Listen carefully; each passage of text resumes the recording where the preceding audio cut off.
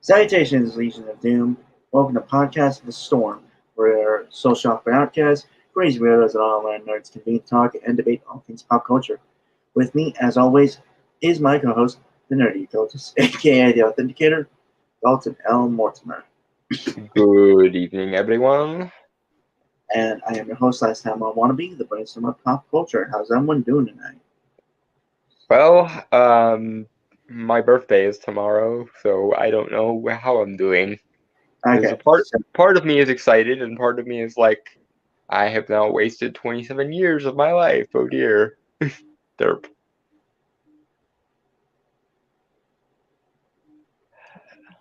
Okay, well, I said I would do this last week.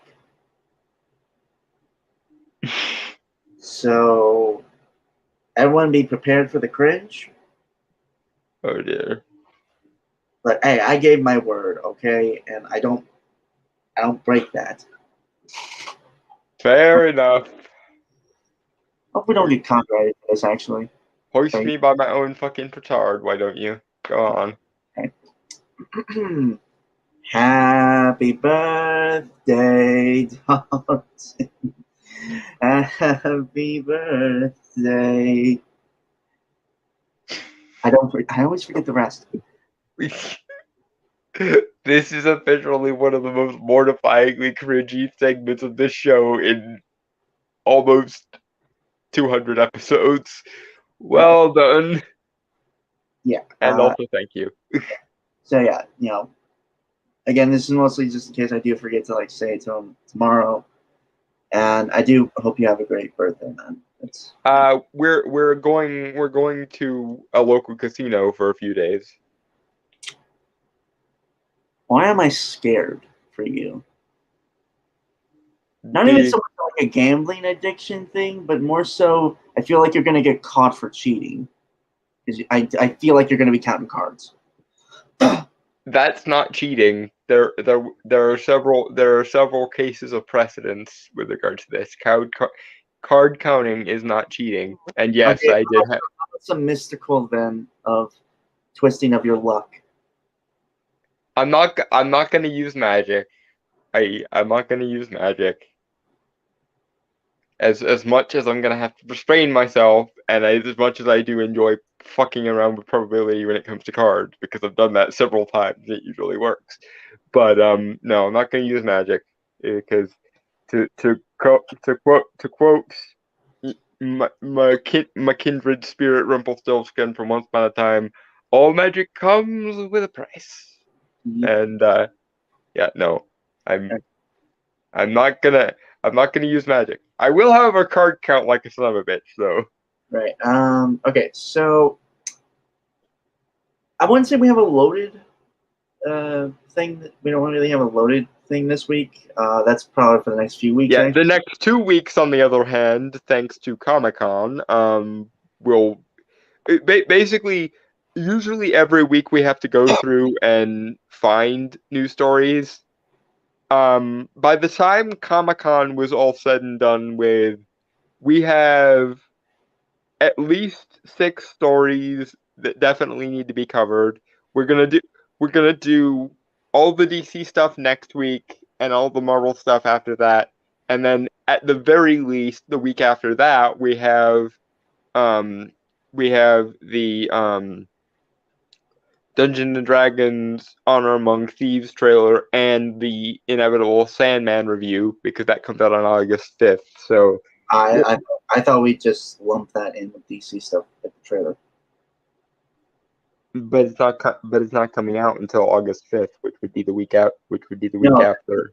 the trailer for DC stuff. Yeah, no, the trailer is going with the DC stuff, but the actual review of the show is what Okay, I was confused. Sorry, it's just... Yeah, no, the Sandman trailer, the Black Adam trailer, and the Shazam trailer, as well as the trailer for Dragon Prince, is going next week, and then the week after will be Black Panther: Wakanda Forever, She-Hulk, and the upcoming Phase 5 and 6 slate in both video and article form.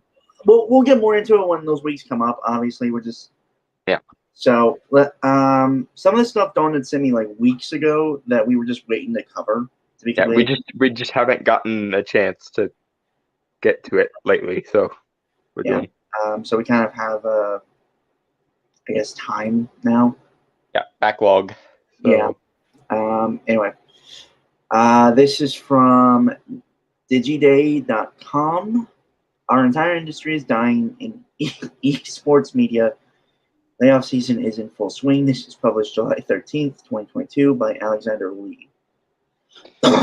And may I say, on the behalf of actual nerds that are unfortunately forced to use your sites rather often, ding dong, I can't even say the obligatory Wizard of Oz reference, because that would imply that you guys have the decency to be called witches, and I'm not giving you that compliment. So yeah, no, na na na na na na na na, hey hey hey, goodbye. That one works. All right. Hello, Dragon Troll. Good to see you, man. Not sure how long I can be here, but I'll catch up on what I missed. Yeah, we'll be touching on the D&D movie in a few weeks, so stay tuned for that. A lot of stuff just came out in Comic-Con, so we're kind of just... Yeah, Comic-Con stuff will be addressed in the next 2 weeks. Next week is going to be all the DC stuff.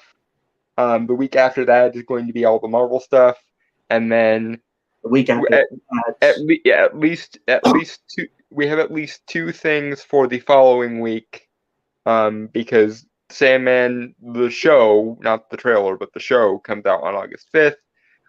So that'll need to be reviewed, and the Dungeons and Dragons trailer will be also addressed then. Anyway, shall we? Yep. All right. So apparently there's a correction here. A previous version of this article inaccurately reported that Dextero implemented hiring freezes and budget cuts. Okay. I mean, good for them for printing a necessary retraction where it was necessary. So, congratulations, you did basic competence journalist shit. Also, for 5 seconds. Ding dong, the bitch is dead. Thanks, Joel. Yeah, no, I prefer the no. Hey, hey, hey, goodbye. It's not a bad song. It's not a bad song. No, it isn't. Anyway, moving on. Endemic esports media outlets are in the midst of a wave of layoffs that began in the spring and has picked up speed in recent weeks.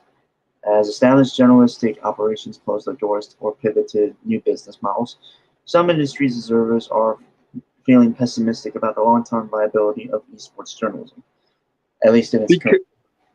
Because you haven't actually been doing journalism for at least a decade. Because I mean, for fuck's sake, games journalists, you wrote articles in 2013 along the lines of gamers are a dead identity, and good riddance to them.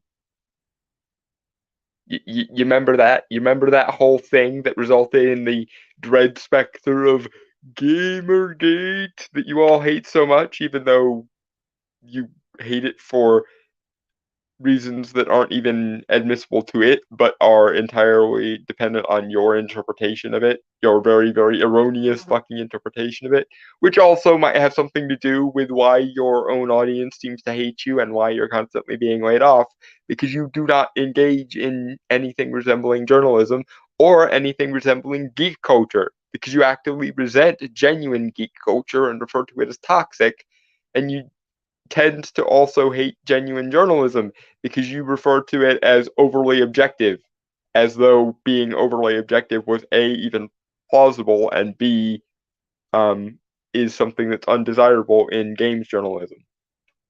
But that is generally the mark. I've seen everyone from uh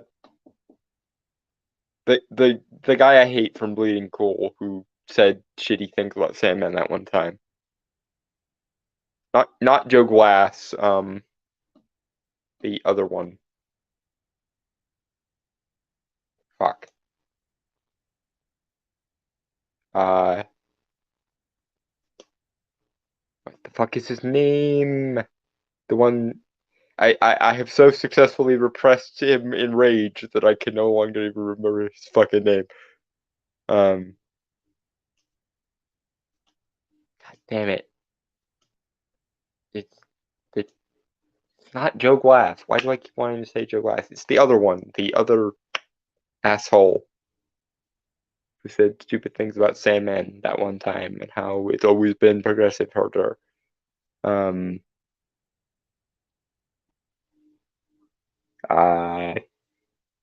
damn it. But anyway, I've seen everyone from the shit stirrers over at Bleeding Cool to the people who run the Mary Sue to fucking Movie Bob say that objectivity is not a desirable thing in pop culture news. So yeah, no, this is exactly why you're failing. It's not because the world is against you. It's not because you're oppressed. It's not because of some other abstraction. It's because you are allegedly geek culture journalists who have an active hatred for geek culture and call it toxic, and have an active hatred for anything resembling standards in journalism and call them unnecessary or overly objective when it suits you to even acknowledge that they exist. Moving forward. Yeah. Although I can't remember. What the fuck is that guy's name? It's going to bug me for the rest of the day until I figure out what that guy's name is. Again, I like to say don't try and force it out because it's just going to get pushed further and further away from your mind. I know, but it's like, fuck.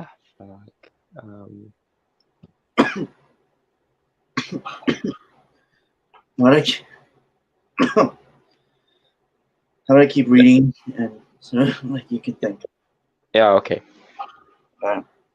Last week, Invent Global, an endemic journalism operation that has covered esports since 2016, laid off the majority of its editorial staff, citing decreasing traffic and fears of the coming recession. Yep. And you deserve it because you're terrible at your jobs. And so people went and found other alternatives to you, namely people on YouTube and other platforms that actually bother to do something resembling geek culture journalism when it's convenient for them. Moving on? Yep, moving on. Ivan Management, Invin, I think, Management said that the company will be making a pivot to focus more on marketing in the gaming space, said Tom Matheson, a former Invin Global journalist. But I have no idea what that will look like. That's up to them.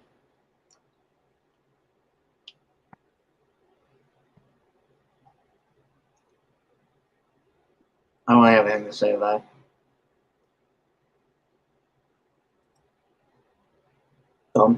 No, moving on.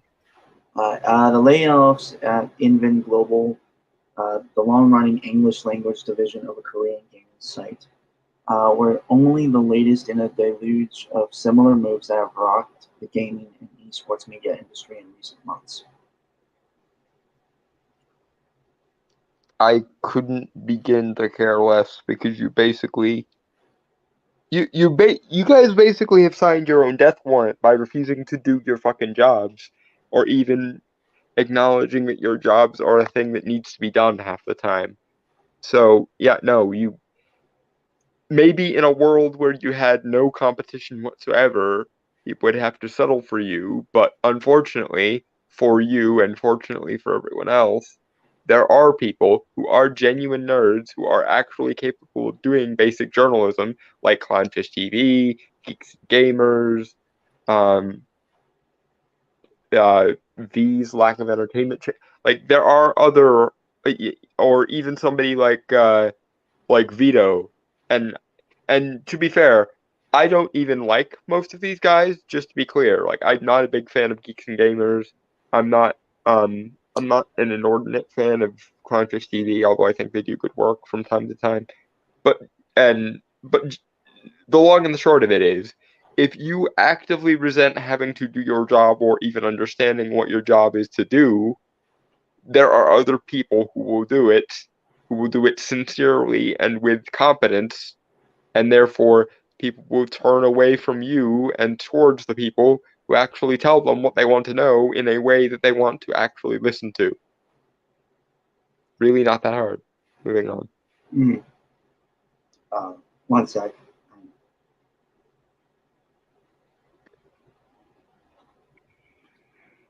Okay. In March, endemic news site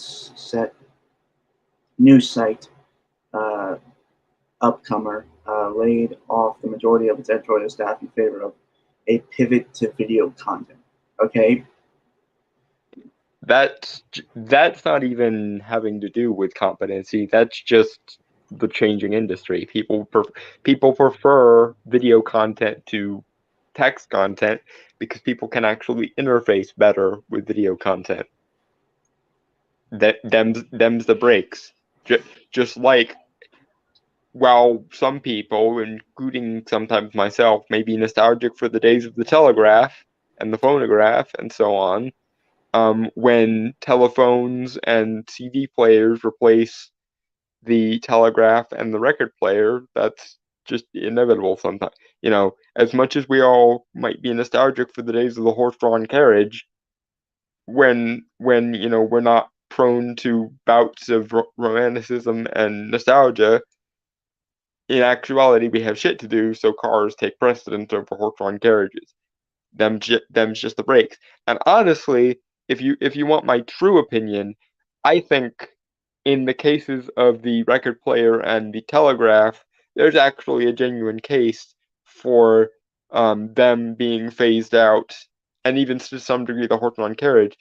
There's even an argument to some degree for them being phased out being a bad thing, but nobody is going to miss you because unlike the telegraph or the phonograph or the horse-drawn carriage, you didn't really bring anything specifically qualitative to the fore, and any time that you did has long since been destroyed in favor of um in favor of shitting on your own industry. It'd be like if the very last horse-drawn carriage um, drivers in the world spent their entire rides telling you how stupid horse-drawn carriages were and how much better cars were. Well, if you're going to say shit like that, then don't be surprised when you deselect out your own job. Then, especially if you also have contempt for your audience 9 times out of 10, and you do. Moving on. Right. Last week, Game Informer laid off 2 staffers amid a broader round of firing that the publication's parent company GameStop. On July 11th, the Dallas Morning News decided to sunset its dedicated esports coverage, moving its esports writer to another role. Yeah, because even in the more specific realm of esports, people would much rather often watch a Twitch streamer or a Let's Player because they're people who are actually in the process of playing the fucking game, and often doing so with more skill than your average game journalist anyway. So, yeah. Moving on.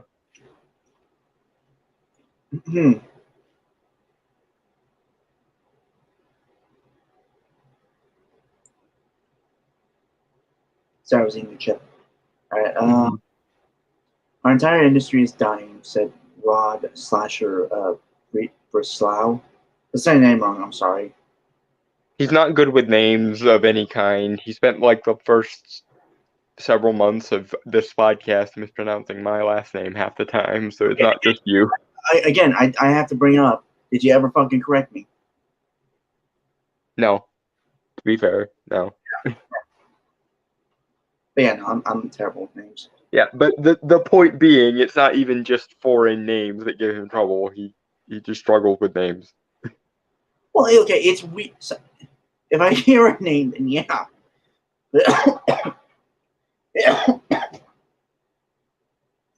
It's hard. Don't choke on your chips. No, that's just me being sick still. Hmm. But yeah, no, I'm terrible with names. Like reading them. Hmm. All right. A longtime esports journalist who helped launch editorial operations such as ESPN Esports and The Score Sports. Every media outlet is dying. The entire world of journalism is continuing to change. I mean, that's not wrong. No, but the problem is that still implies that you're actually doing journalism, and for the most part, you're not. The only entertainment journalist site that actually half the time does their job mostly is the Hollywood Reporter, and that's because they don't tend to editorialize too terribly much. And when they do, surprise, surprise, they also tend to fail because when people go to news outlets, they very often just want the raw data, and if they also want some commentary or some opinionating done on that data, they want a sincere and informed opinion, which very often does not include the dregs of entertainment journalism. They much rather would listen to a well-informed nerd like someone along the lines of Odin's Movie Blog or Grace Randolph or John Campea than someone writing on it for a alleged geek news site. Right.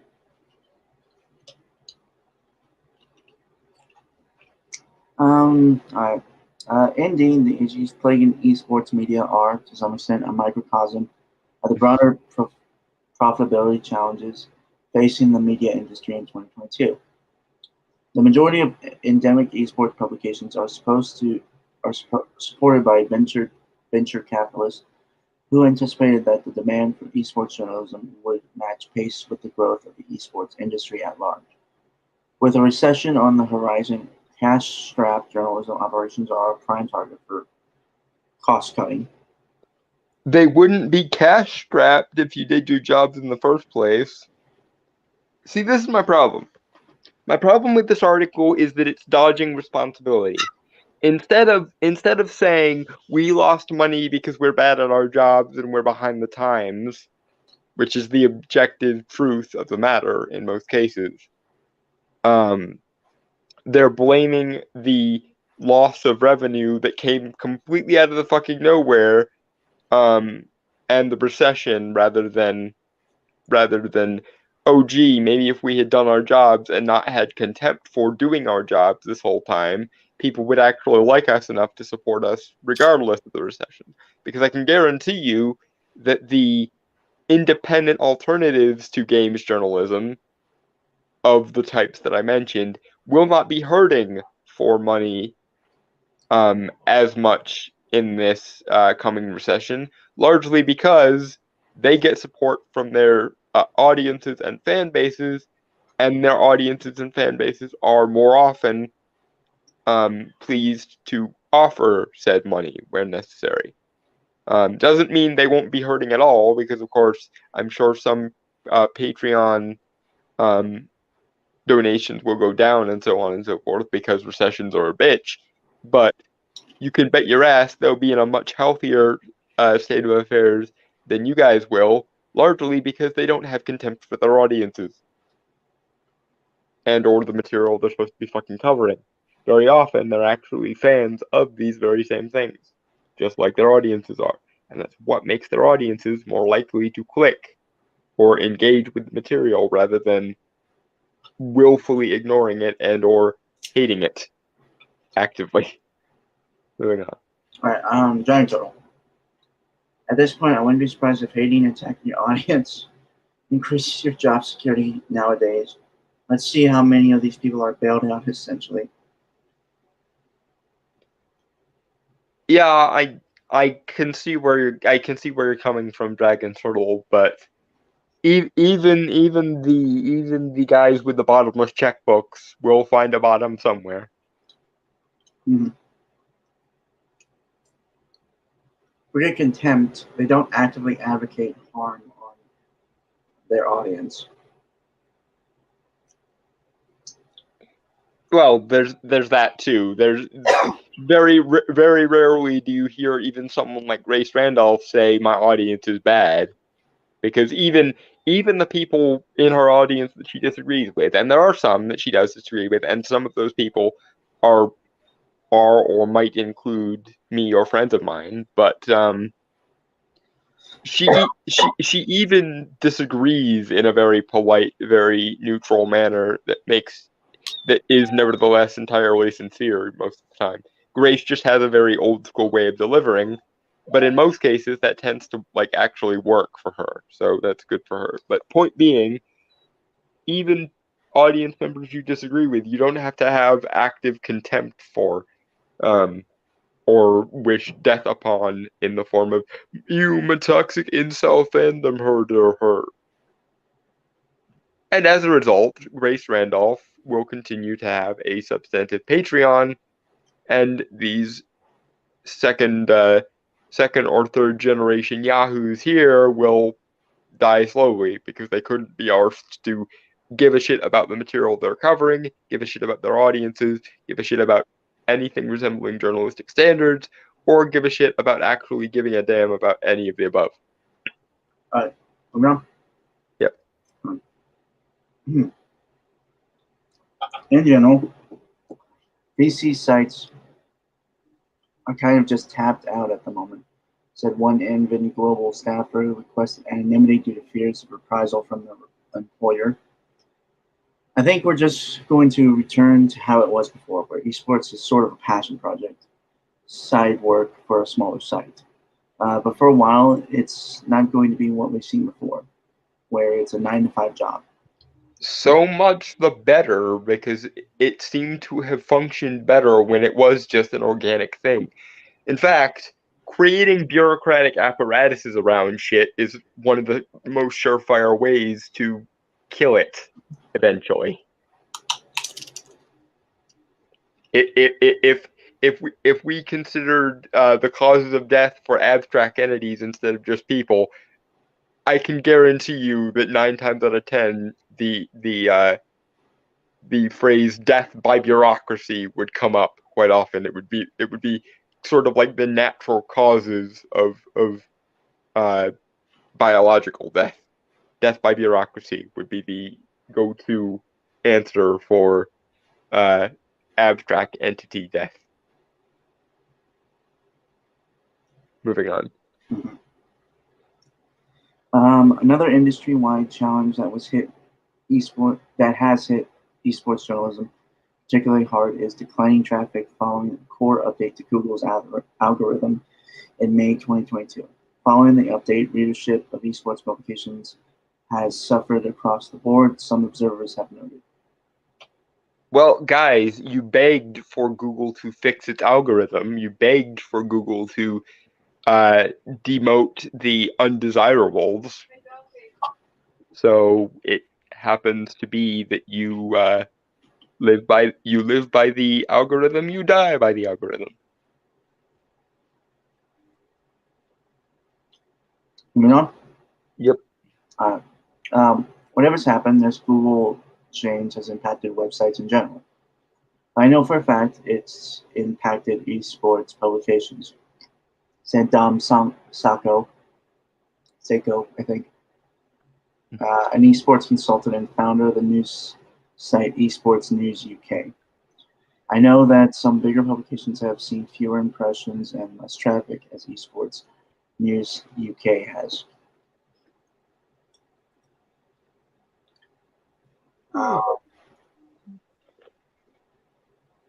Dextro, one of the few endemic esports journalism companies to consistently turn a profit, has managed to do so by capitalizing on the credibility gained through its editorial vertical to build out more efficient revenue streams, such as a consultancy. Brand consulting is also one of InVen's significant revenue streams, and the company's pivot to marketing could be an indication that it is leaning into the side of the business, that side of the business. Digiday contacted InVen Global for comment, but did not receive a reply prior to the publication of this article.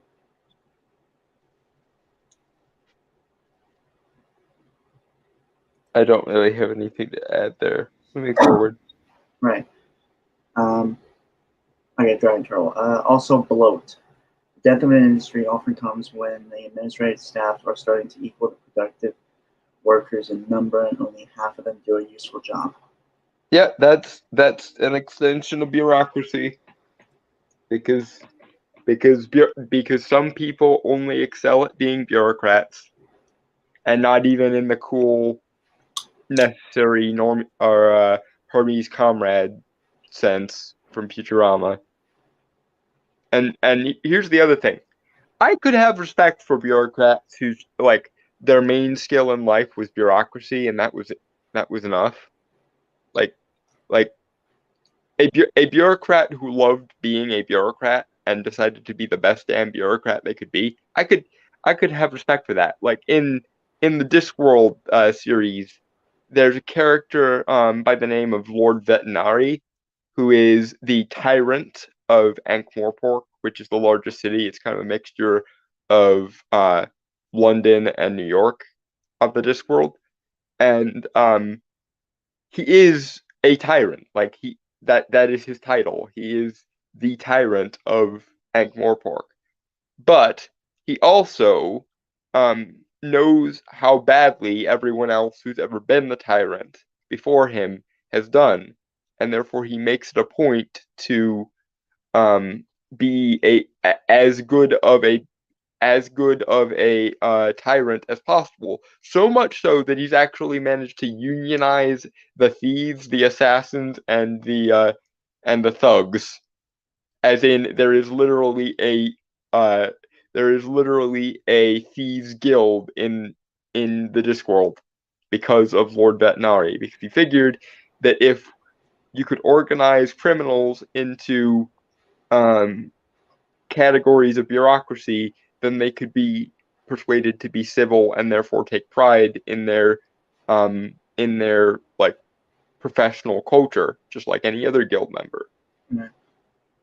So if there were more bureaucrats like that, whose like main skill in life was to be the best damn bureaucrat ever, and they prided themselves on it, I could work with that. But unfortunately, bureaucracy seems to be where people wind up when they don't have anywhere else to go. Not because they actually want to be there or because they have any particular skills in that area, but just because they're so lame they don't have anywhere else to go.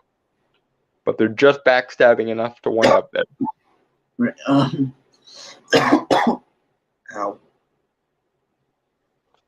Dragon Turtle. Some people don't even excel at bureaucracy, just keeping a bureaucrat's job. How does that work? The state legitimizing criminals just undermines the law in the first place, unless it's a double standard or something. Again, I would recommend you just read Discworld because it's perfectly explained in the context of Discworld. So basically, I'm gonna make a reference that I know Dragon Turtle will understand. You know what Marcone does for organized crime in the Dresdenverse? Imagine that imagine that Odin, within the context of the Dresdenverse, did that with literally every aspect of like the supernatural. That's basically what Vetinari did with the criminals of Discworld. He figured guilds. Basically, the logic goes: guilds foment civility and professional pride, and civility and professional pride foment order. So basically, he takes the untamed wiles of a given criminal enterprise, and he basically makes it like a social club, more or less. So much so that there's actual billing and paperwork now if you get mugged in Ankh-Morpork.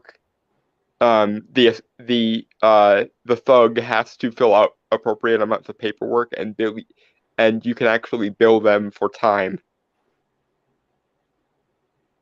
Right. And no, I'm not joking. That is a thing in this world. It's awesome. Lord Vetinari is best tyrant. Okay. But, hey, Chrononaut, y'all's on TV. Seriously, I put y'all on my TV screen. Okay. But Marcone doesn't say no killing kids, then get the child killers on payroll. The state says no murder. The state also condones murderers. How does that make sense?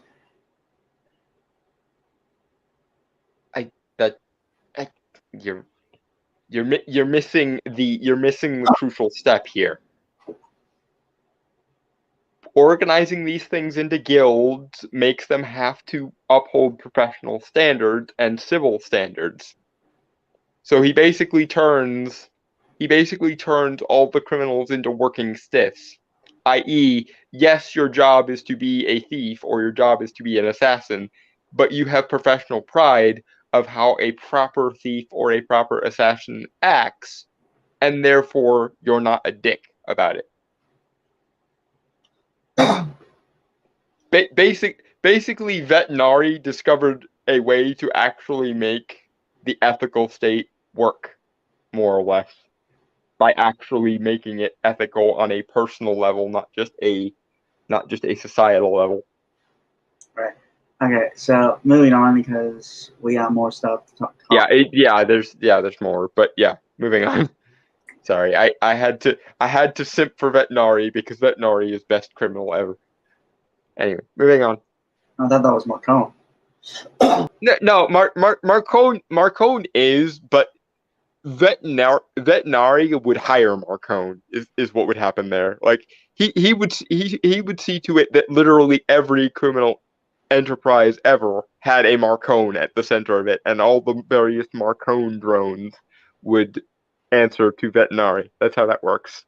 All right, fine. That's generally been Invin's moneymaker for the past 5 years, said the former staffer. Invin's position in terms of making money was promoting Eastern companies that are very popular in South Korea and Southeast Asia. If they wanted to expand into the Western market, Invin provided consultation for that because they have a Western presence and are very similar with the Eastern games market. I don't have anything to say to that. So. Moving on. Okay, publications continued expansions. Expansion into non-editorial revenue streams is evidence of one of esports media's most uncomfortable truths. At the moment, there just isn't much of an audience for thorough, well-sourced esports journalism. In a community increasingly populated by prominent individual influencers, esports fans tend to care about who shares the story first and loudest, not most accurately. I mean, no, they go ahead. I was gonna say kind of. I think it's a case by case scenario, to be honest. This is a very disingenuous way of framing it. The problem is they don't like what other people consider to be accurate or precise. Very often with regards to these sorts of influencers, especially the coverage journalism variety of influencers, they are competent. They are very methodical and mechanical in the information. They could, again, look at someone like Grace Randolph or someone like Odin's Movie Blog, or someone like Vito, so somewhere in there. They are very competent. Or hell, look at even someone like Mr. Metokur, as much as I find Mr. Metokur to be a disingenuous shit stirrer in his own right on various things, even he, in all of his trolling glory, is thorough in covering the subjects that he covers usually, almost to a frankly autistic degree, which makes his desire to call literally everything he doesn't like autistic all the more hypocritical, because I think Jim might be a self-hating autist, but that's neither here nor there. Point being, people who are these sorts of influencers are often very thorough and very competent in their coverage of information. You just don't like that they have a slant that's different from yours, because let's be honest here, there is no games journalist or entertainment journalist in this day and age that doesn't have some sort of slant and will often be very proud and very vocal in saying so. The problem is they become so convinced that their slant is the only way to slant things that they only notice a slant when it's slanted a way contrary to their own. And number two, because of the ideologies at play here, their definition of competence is often moral competence rather than qualitative competence. Whereas most of the plebs and the peasants and the actual gamers and actual nerds of various descriptions want competence over moral competence, basically.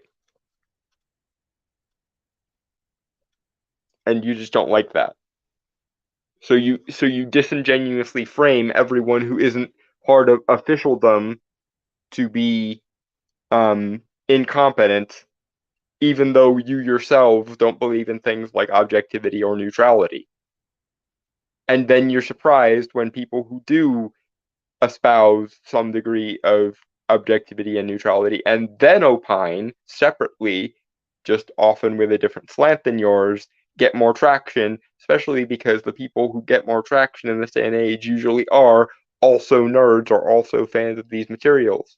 Unlike games journalists, who very often have nothing but contempt for both the people who like these things and also the fact that they can be liked to begin with, and also the IPs themselves.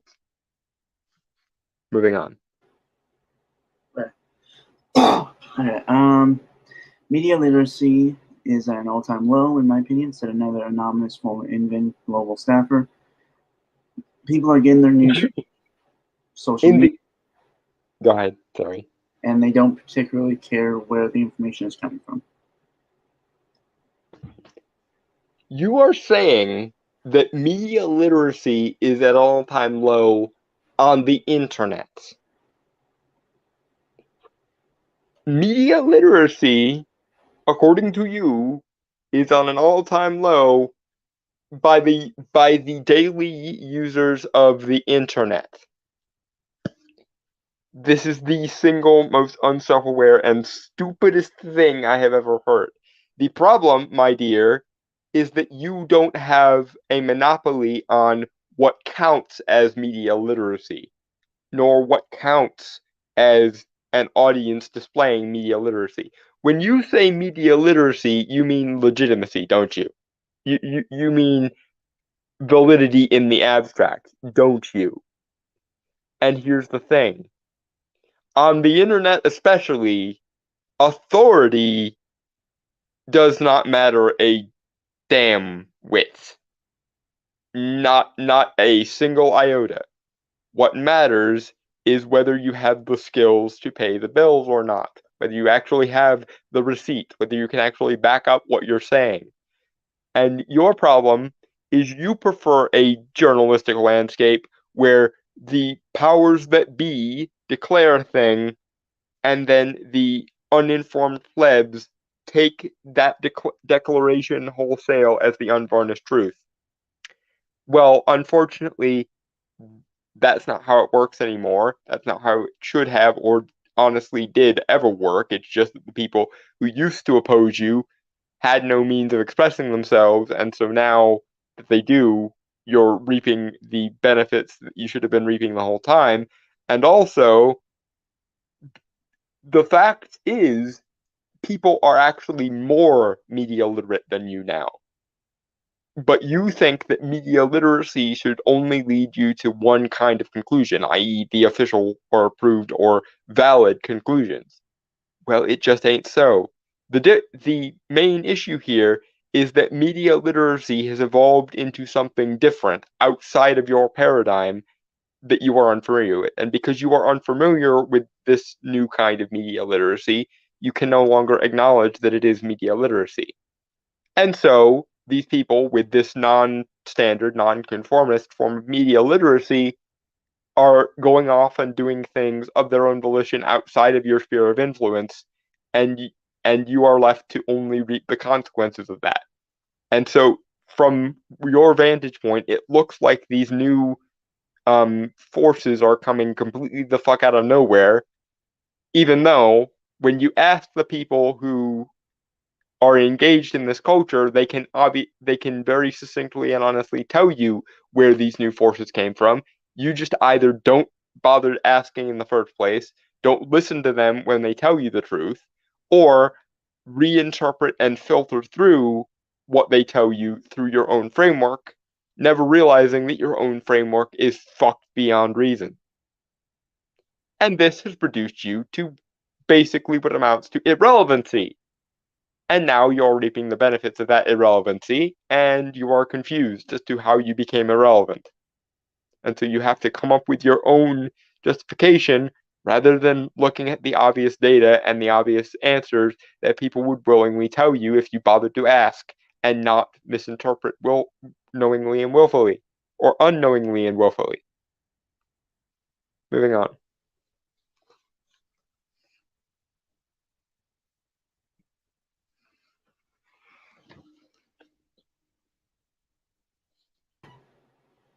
Okay. Okay.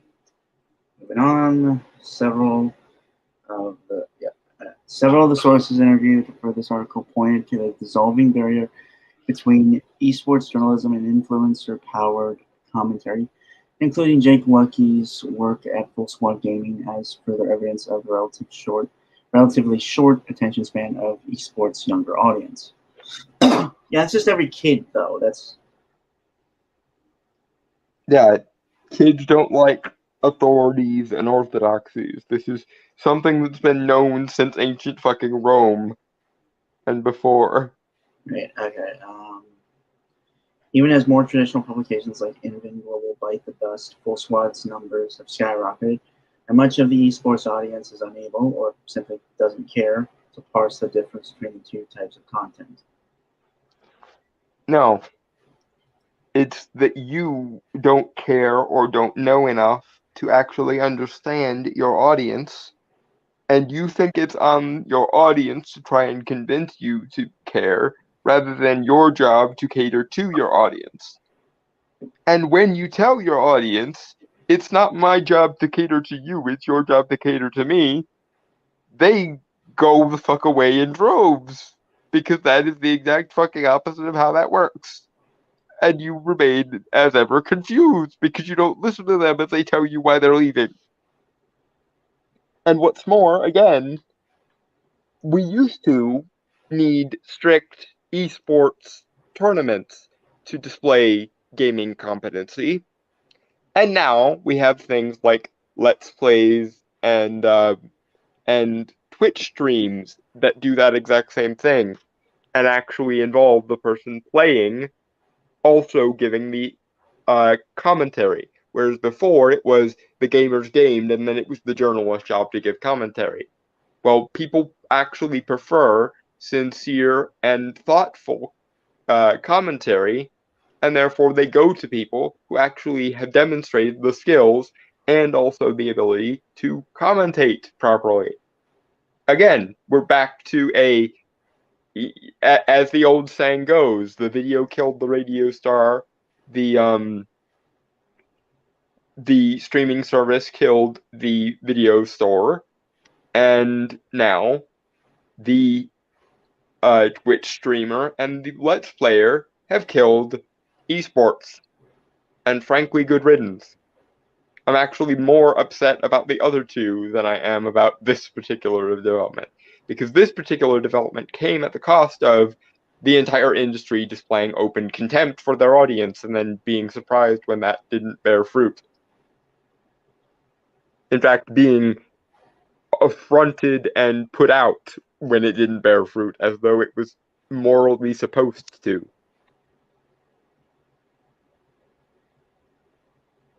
Moving on. Although, Grandchild said some things that I feel like should be addressed, so like you may have full context of these. Mm-hmm. But if he is autistic, he can still call things autistic now. Dumbest role ever. That was at 841. Yeah, but no, this is my problem with Jim. Jim does not acknowledge that he is autistic, even though his detail-oriented nature, of which I am a fan, by the way, and this is the other thing. He calls things autistic as though autistic is a bad thing to be, simultaneously displaying the positive aspects of what it means to be autistic. Highly detail-oriented, highly spurgy coverage of topics. Even though his entire platform is revolving around covering e-drama, basically, in a very thorough, very precise way. Moving on. Also, they are unfamiliar with it, and more importantly, it isn't under their control. Yeah, and therefore they have contempt for it. Mm-hmm. They have contempt that they actually need to work to understand something instead of just automatically knowing things. Intellectual laziness mixed with moral outrage.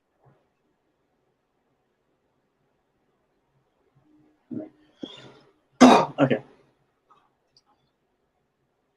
They are not journalists. They do not go the extra mile to talk to the subjects involved or to talk to the people around the subject.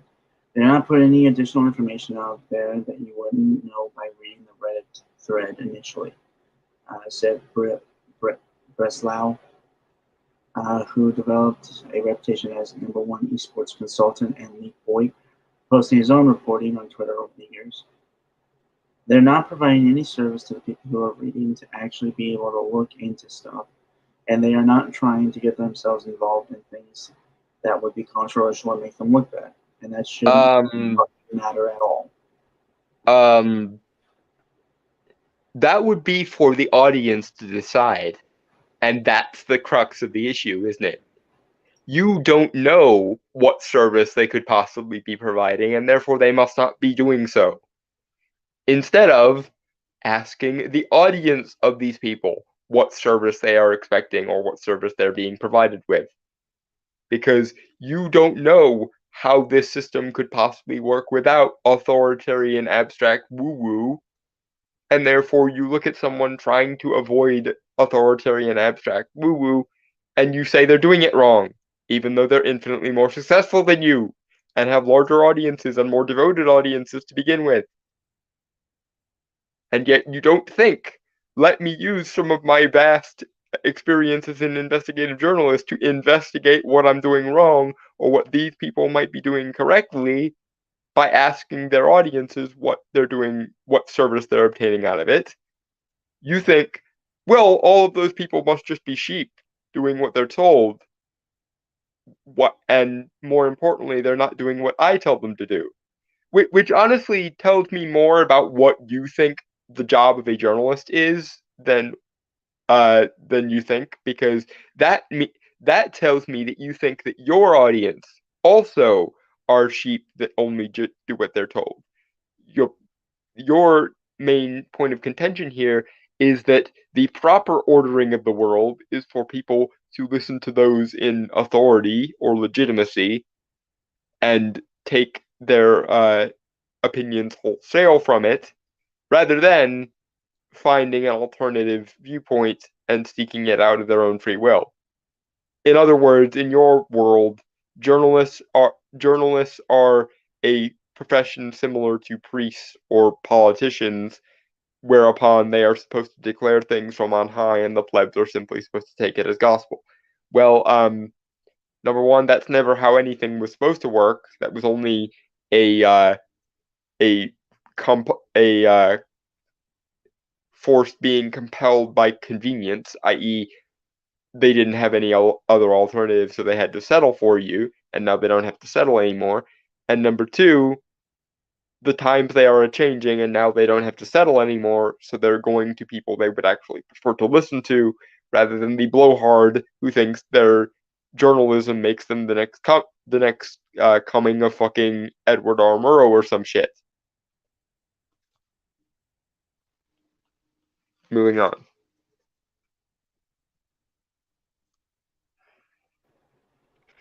Right. Okay. Invin Global wasn't the first endemic esports publication to experience layoffs in 2022, and is unlikely to be the last, as companies across the industry hunkered down in anticipation of the recession. Esports journalism, which has always been more of a product of passion than profits, is taking a big step backward. Until the esports community matures or expands enough to create a sizable audience for in-depth journalism, the situation won't improve anytime soon.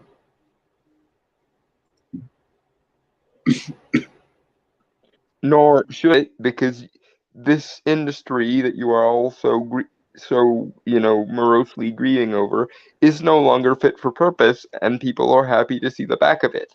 Something that you can't say for records or for horse-drawn carriages or telegraphs, because there's actually quite a lot of nostalgia for those things.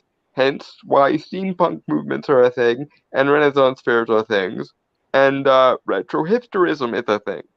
Because unlike you people, uh, records and telegraphs and gramophones and horse-drawn carriages were ended at a time where they still had value to contribute, and so people go looking for that unused value. Whereas you passed your sell-by date many, many moons ago and are now pissed that you can no longer play aristocrat or priest anymore. Moving on.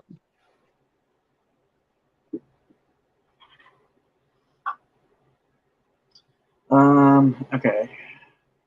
Yeah, the future journalists of today are looking at Jake and Keemstar as their idols, and not other people like Richard Lewis or Jacob Wolf. Then I think we might be in a spot of bother. Sacco said, "It'd be interesting to know what journalism courses will look like in 10, 20 years' time." They might have some resemblance of actual journalism because they'll actually prize things like objectivity and engaging with your fucking audience like they're human beings and not your flock of sheep to be directed like you're a goddamn shepherd.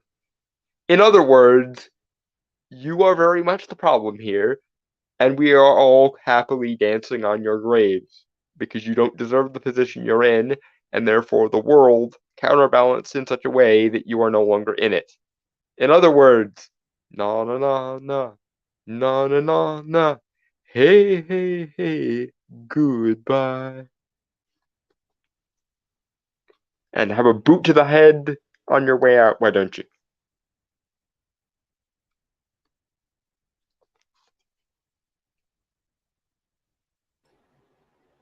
Right. Okay. Okay. So Giant Troll. This was at 8:53. Not just I don't understand it and I'm intellectually lazy, but I can't be the god of deception telling everyone what they are supposed to believe anymore. They don't even know they're being the gods of deception. They think they really are the arbiters of legitimacy and truth. Because in their world, truth has to be backed up by infinite cycles of authority, validity, and legitimacy instead of substance, material, or insight. They think truth is a byproduct of legitimacy rather than legitimacy being a byproduct of truth. Right. um, okay, so we have another article. Don't send me this one. Unfortunately, um, Giant Troll says good point. Unfortunately, the website itself, and I have a link to it in the description if you guys actually want to read it. It was super weird for me, at least. So Yeah. I decided to copy and paste the article itself. As We best. might have to crowdfund to get Brainstorm our new computer before too long here. Right. So I did the thing because it was kind of late and I didn't have time to ask Dawn to do it. I just kind of copy and pasted it to a Word document, which I think will actually save us time because ads and stuff won't be Mhm. bothering us and shit. So yeah. So this and again, like Dawn always says, I have not changed anything. I've simply copied the text. I yeah. That's basically it. I just copied the text. And removed like the ads and the superfluous shit. Yeah. And if you don't believe us, there be the link in the description. Yeah. Okay. Let me share.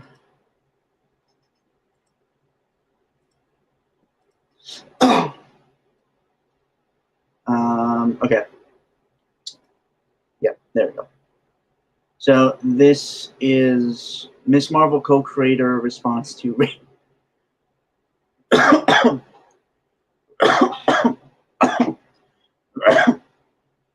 You died before me, you getting necromanced, you know. Yeah. Miss Marvel co-creator responds to racist backlash against the series. This is written by, if I say the name wrong, sorry, Reba Bruvad. Bruvad. And again, Brainstormer's failure to name correctly is well documented. Please don't call him racist for it. Right. Yeah. I'm terrible with fucking names unless I hear them said to me, then just trying to read them is the problem, really. Okay. Again, don't send me this one. I'll be honest, I didn't want to cover it for the longest, for a bit.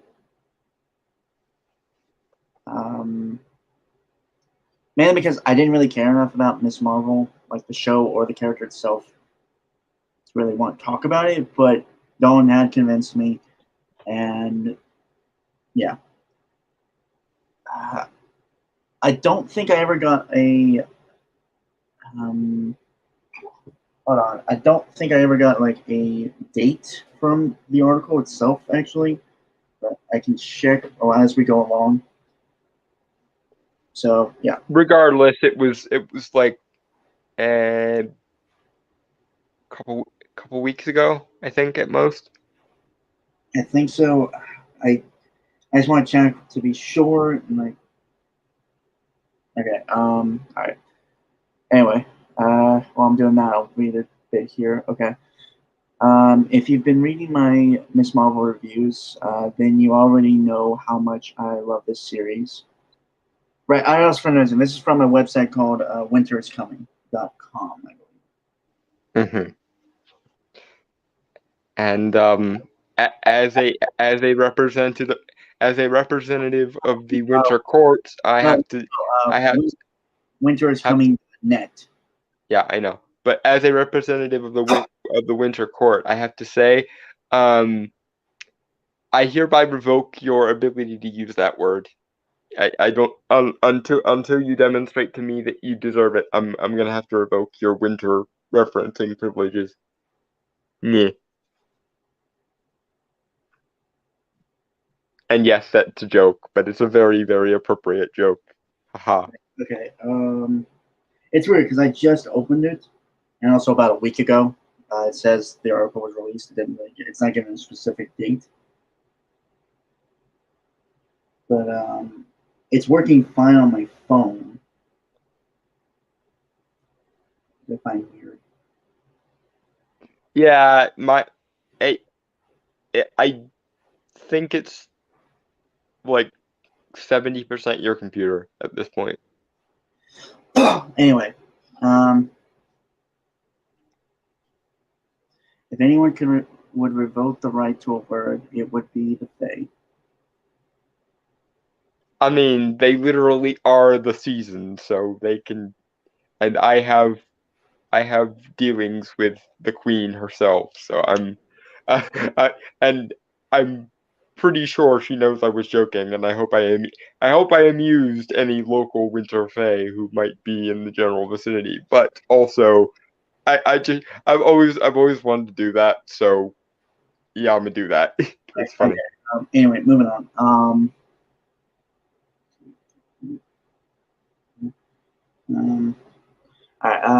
Yeah. So actually, going on with the article.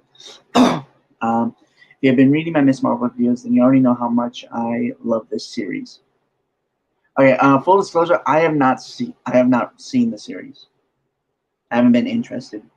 I have. It's all right. It's not great. It's not terrible, but it So it's the same trend with like most of the Marvel with the Disney Plus shows.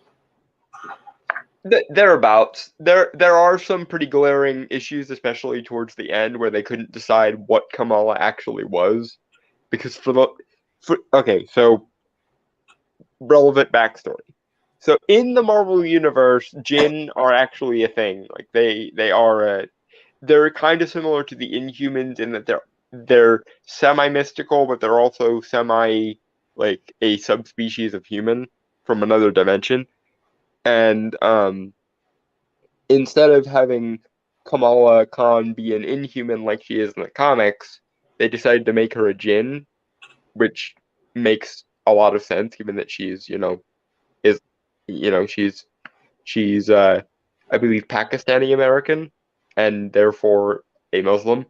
So that I thought that actually worked out well. But unfortunately, they Yeah. also decided that not only is Kamala Khan a Jinn in the new series, she's she's also a mutant Jinn. Because why the fuck not? She already was trying to. She already was a character who was trying to bridge the gap between MCU mystical and MCU like cosmic. Because she's a big fan of Captain Marvel and all the cosmic stuff. But also, now she's a mutant, as confirmed by the fact that she's referenced as having a mutation that's uncommon even among Jinn, and also there was an X-Men riff at the during the end credits of Miss Marvel. So yeah, moving on. Again, I did it for merit reasons. Nothing really. I just didn't really. There was nothing that gripped me about this show, like from the trailers and stuff we had seen. Or it's actually an interesting question Grant Turtle just asked. Was that a case of the writers forgetting or cramming everything in? I'd honestly argue the latter from what Dalton said, to be honest. It's the issue of in the comics, Kamala Khan was an Inhuman. But Kevin Feige really, really, really doesn't want to use the Inhumans for whatever fucking reason. So they wanted to make her something other than Inhuman, and because they also wanted to focus heavily on Islamic culture and Islamic lore for the purposes of the show, because she is a Pakistani American and a Muslim, which honestly, if you're gonna do diversity, then doing it this way kind of makes sense to me. So they made her a Jinn instead. But Marvel also has to set up the mutants at some point. And so I don't know if they just didn't want to commit to the Jinn thing, or if they didn't want to or if they just don't know what she is yet, or if they want to somehow tie together Captain Marvel's corner of the cosmic MCU and the sorcerer's mystical area of the MCU and the mutants, which probably is the reason. So not only is she a Jinn, but she's also now a mutant Jinn, which I was fine with just the Jinn thing, but even just the mutant thing would have been fine too. It's the fact that they both coexist simultaneously, especially because we haven't really gotten that much exposure to Jinn as a concept in the MCU yet. So we don't really know what a normal Jinn, quote unquote, is supposed to be like. So introducing a mutant Jinn after you just got through introducing the concept of Jinn kind of fucks everything over. Because they wanted Kamala Khan to basically be a skeleton key for all sides of the Marvel universe. She's tied to MCU Cosmic through Captain Marvel and her fangirlism for Captain Marvel. She's tied to MCU Mystic because Jin, and she's tied to the mutant side of the Marvel Universe now because she's a mutant Jin. So, Right. she's a skeleton key for the entire universe, I guess. I mean, some mutants in the X-Men are actually tied to magic themselves as well. Like yeah, I mean, yeah, you've got Ileana Rasputin. Wanda classically was the same way. Nightcrawler vamped through a hell dimension, and so on and so forth. Betty Brant, Captain Britain, Psylocke. Yeah. So it's not unusual, and I don't even necessarily hate the idea of some magic users also being mutants or some mutants also being magic users. In fact, that's one of my biggest complaints with Magneto and his most superiority complex, because regular humans can use magic, and we know that mutants can also use magic. So even if he's all gung ho for my metahuman abilities, why wouldn't he avail himself of magic? Because if his mutant ability makes him inherently better than humans according to his ideology, wouldn't it be nice to show a mutant that learns magic would be a stronger magic user as a result of being also a mutant? Because otherwise, no matter how powerful your mutant ability is, you're still going to lose to somebody like Doctor Strange, dear. Okay. All right. Moving forward.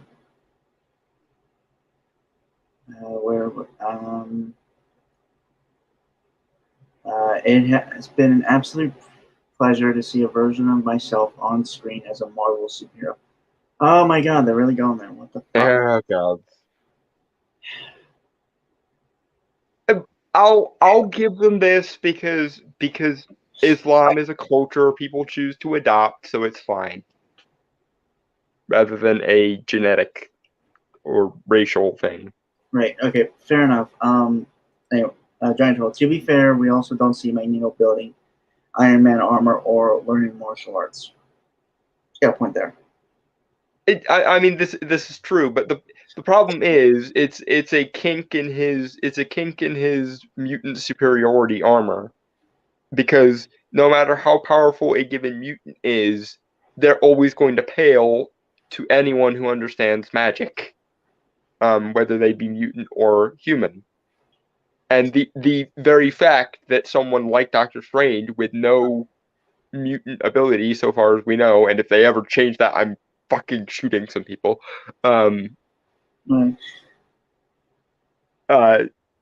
Outclassing even someone like Magneto or Charles Xavier just by virtue of studying shit. That should probably stick in Magneto's craw more than it does, especially given that his daughter is also a mutant and a witch simultaneously. Right.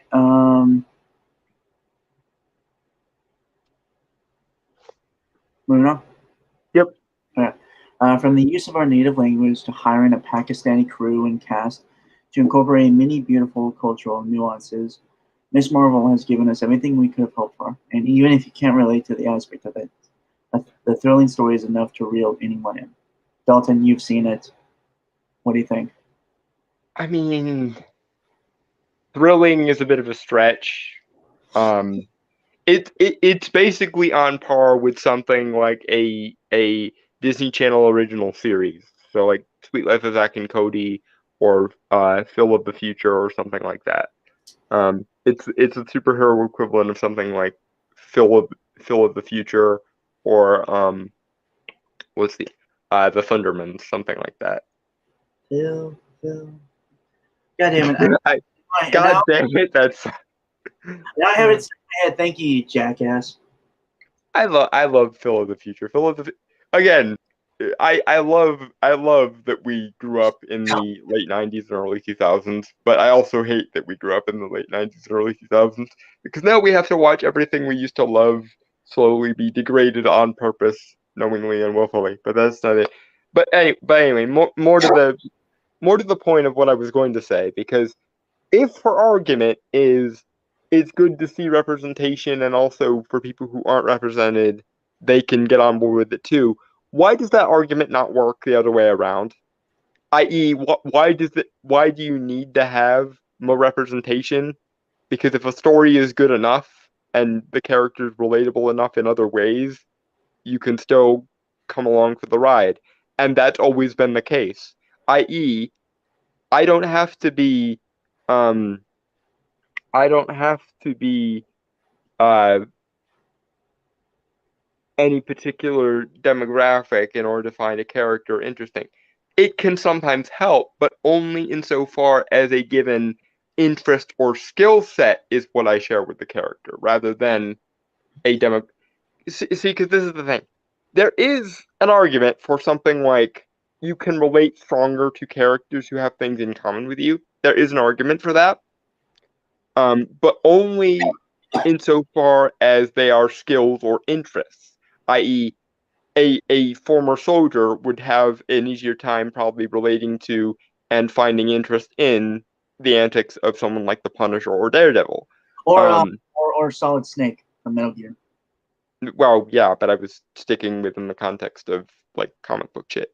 Sorry, it's just, Um, that one is just yeah, gonna be yeah, or someone who knows a lot about martial arts would find, or hand-to-hand fighting would find a certain kinship with someone like Iron Fist or Power Man or so on and so forth.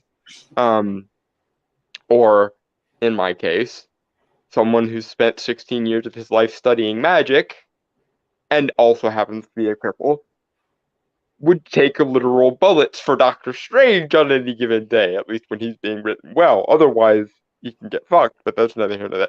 But point being, there is a kind of argument for the kinship between the person and the character. And X-Men are relatable to damn near everyone who's ever seen or ever felt like the outsider or the outcast, because mutation can literally be symbolic of any given quirk you like. So much so that in something like My Hero Academia, the mutations are literally basically called quirks.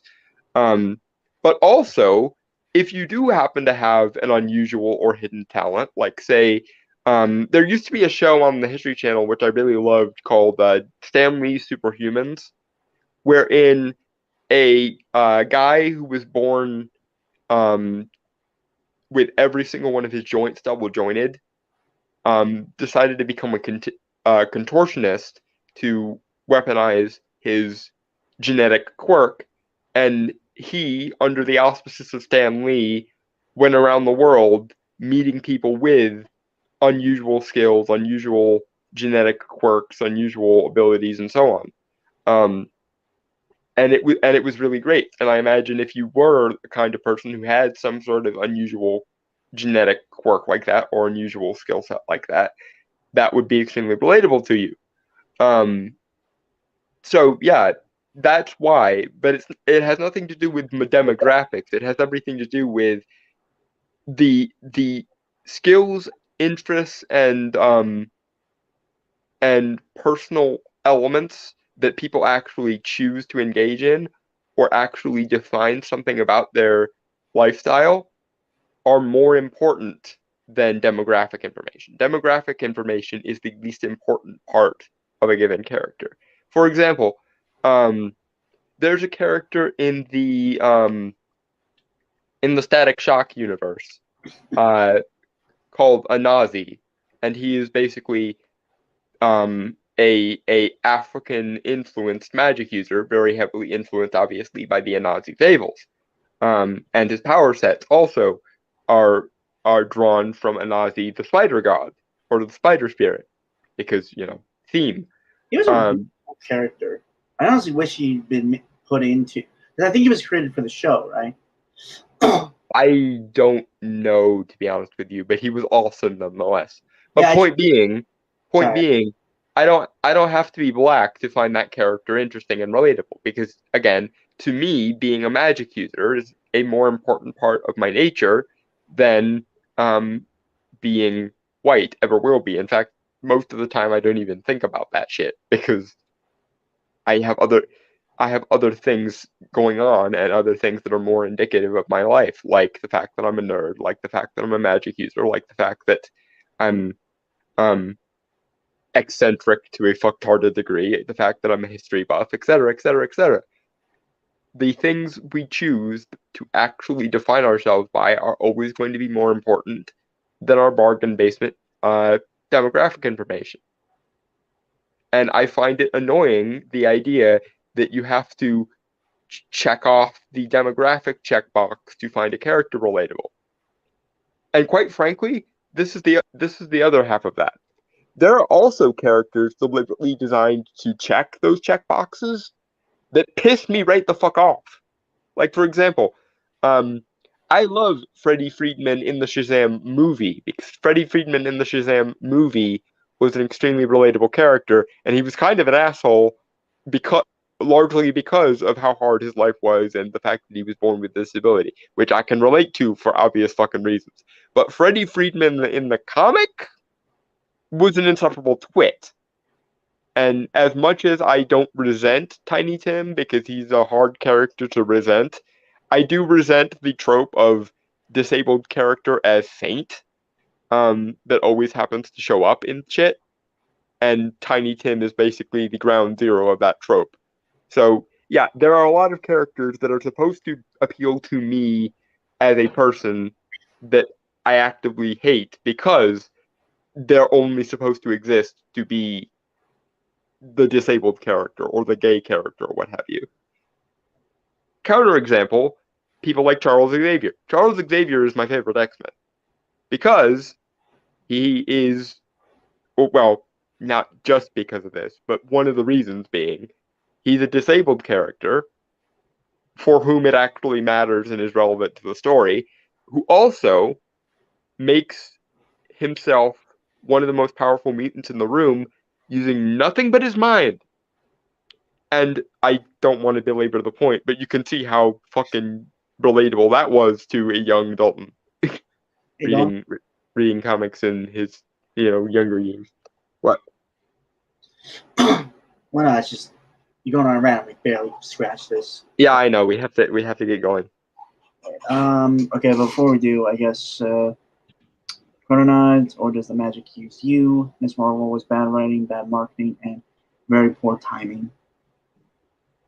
I mean, I guess I don't know about the poor timing thing, but the marketing, yeah, the marketing was the worst part. The writing wasn't even all that bad. It was just kind of meh.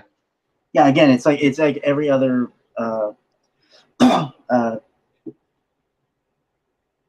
every other Disney Plus Marvel show. Yeah, but again, one compliment I will give them is Kamala Khan in the comics was an absolutely insufferable character. I did not hate her in the show.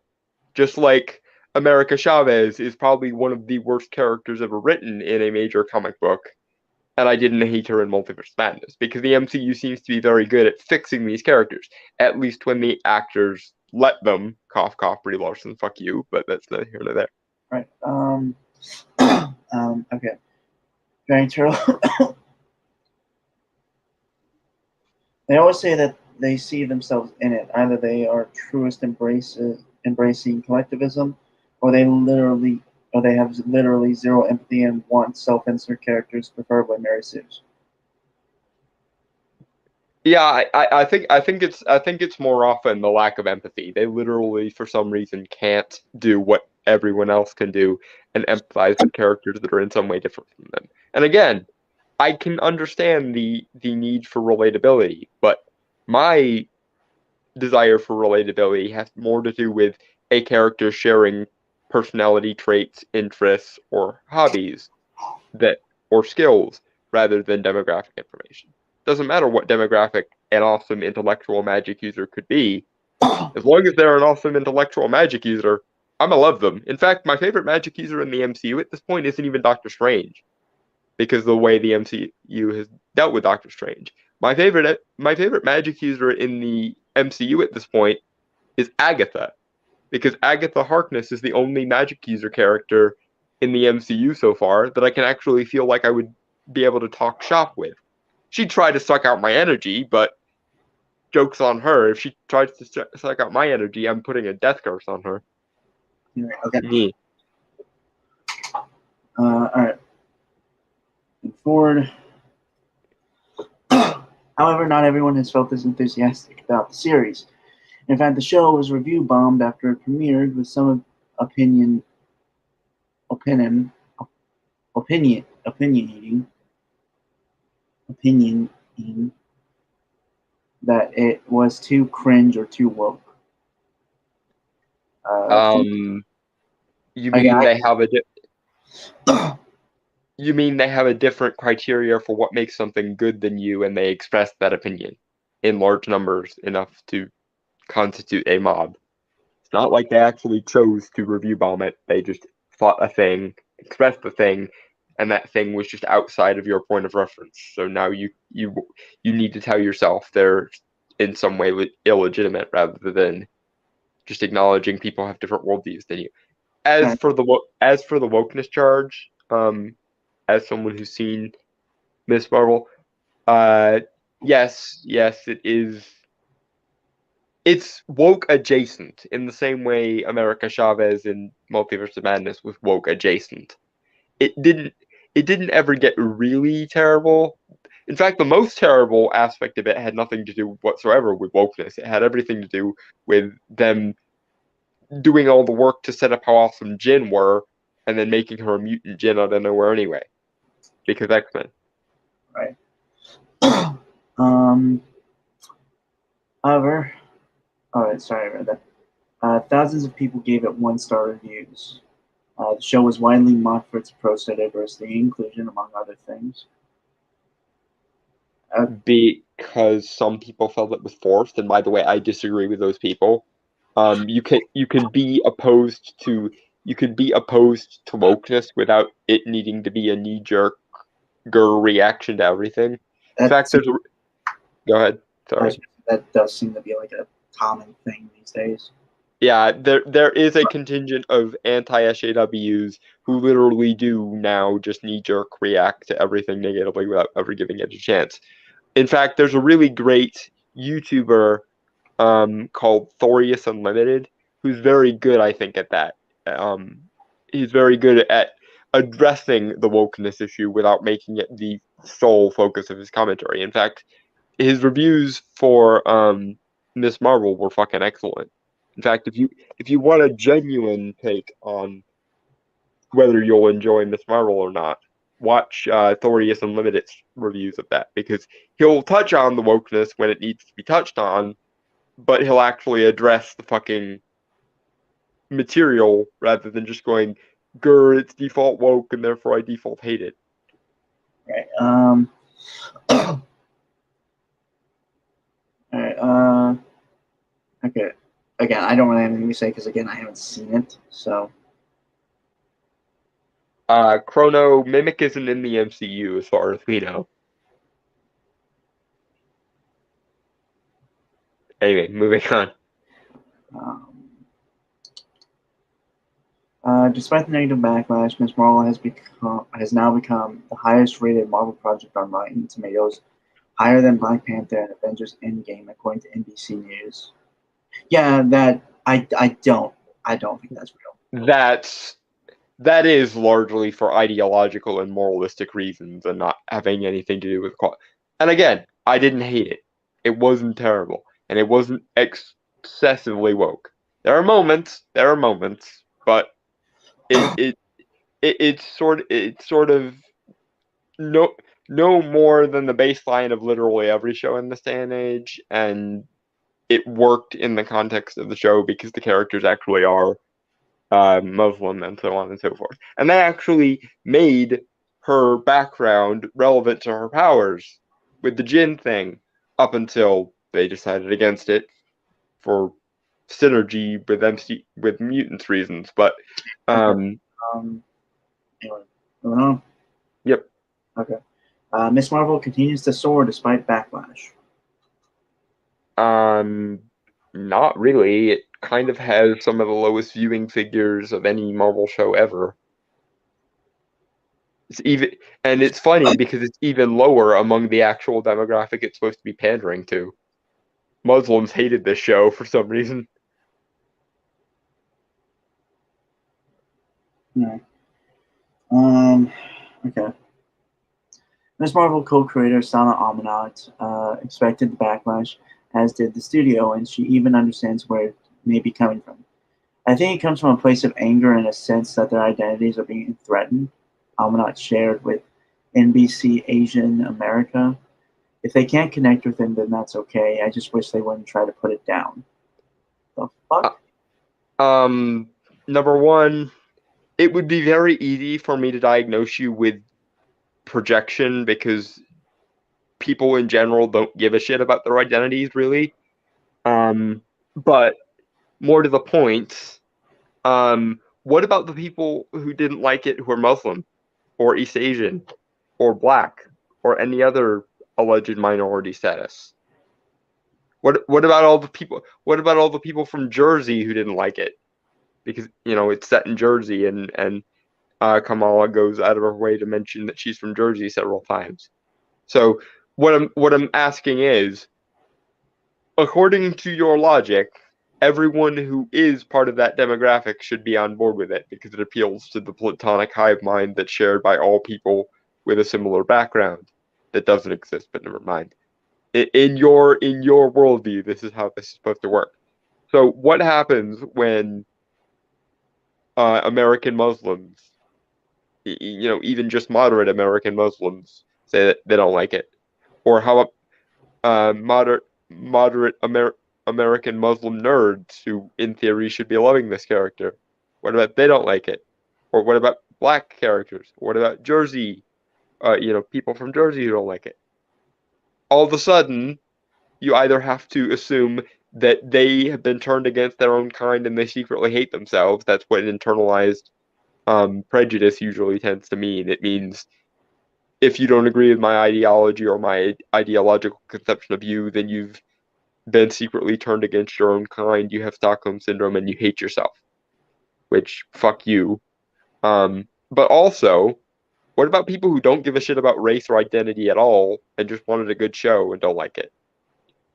Is that a completely foreign concept to you?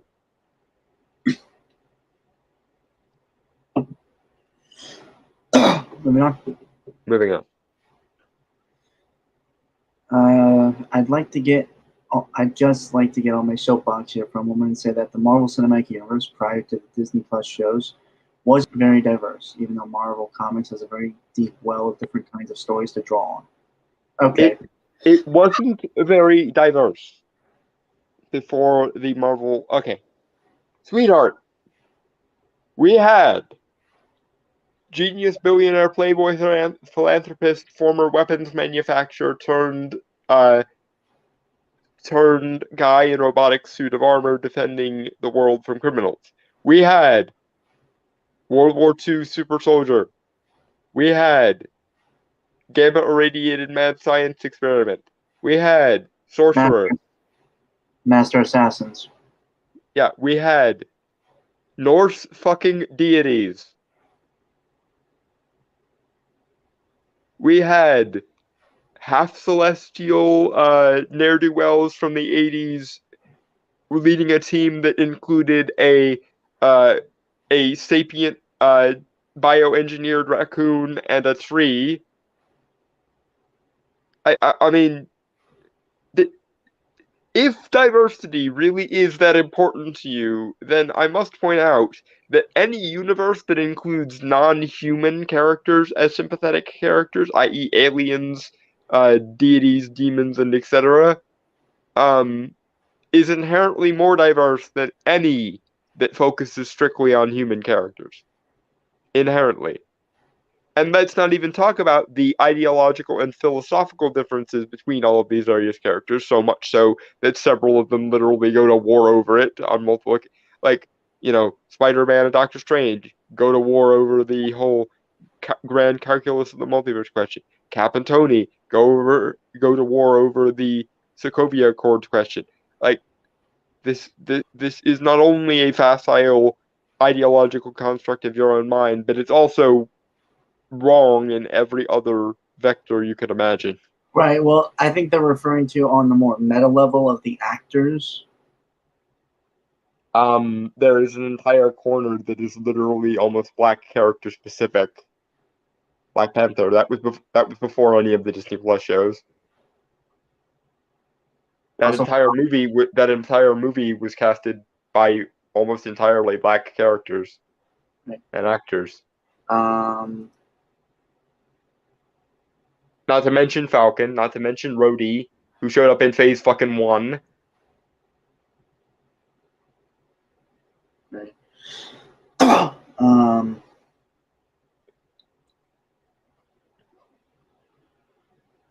Not to yeah. mention Luke Cage, although that was Netflix, so the MCU status of that is iffy. But Yeah.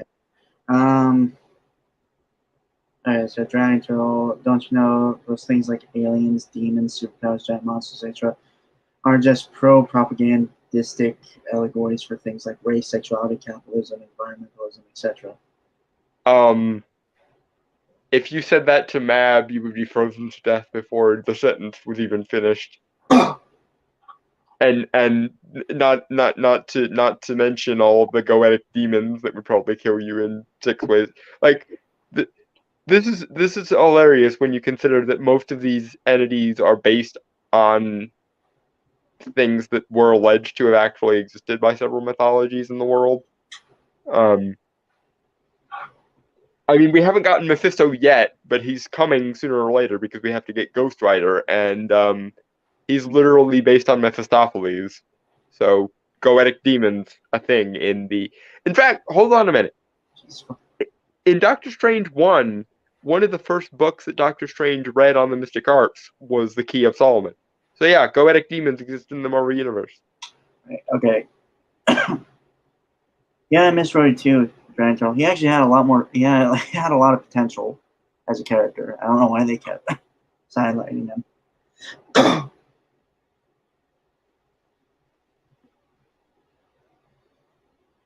Anyway, moving on. Mm-hmm. Okay.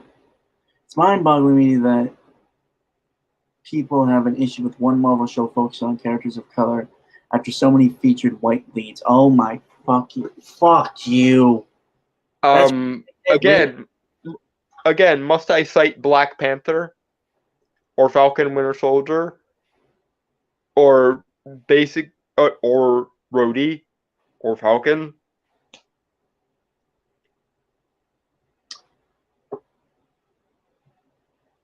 In fact, the only example you could bring to me as an example of whitewashing in the MCU is literally the Ancient One. And the only reason she was whitewashed is because y'all would have flipped shit over the fact that she was a Chinese woman if she were a Chinese woman. Y'all would have flipped shit if she were black. Y'all would have flipped shit if she was, any variety of male, basically, um except for hyperandrogynous. So the only reason the Ancient One was whitewashed was to appeal partially to diversity standards and also partially to China. So deal with it. Also, wasn't Shang-Chi before WandaVision as well?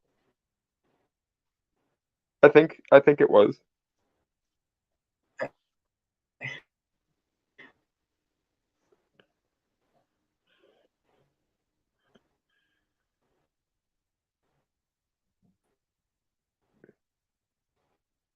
Fuck.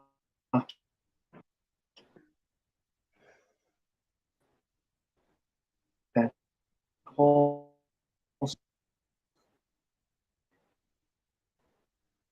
Yes, that was one of the main reasons why they avoided that and the wise Asian master stereotype they were also avoiding.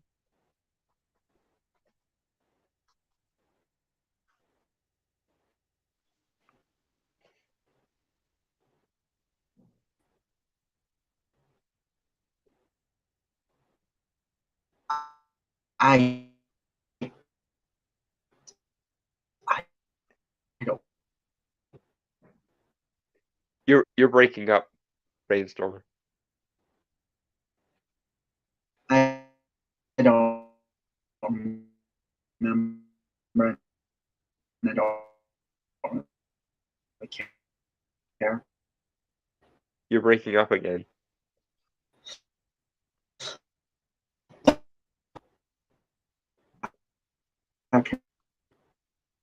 Hold on. Script was a dude. It's my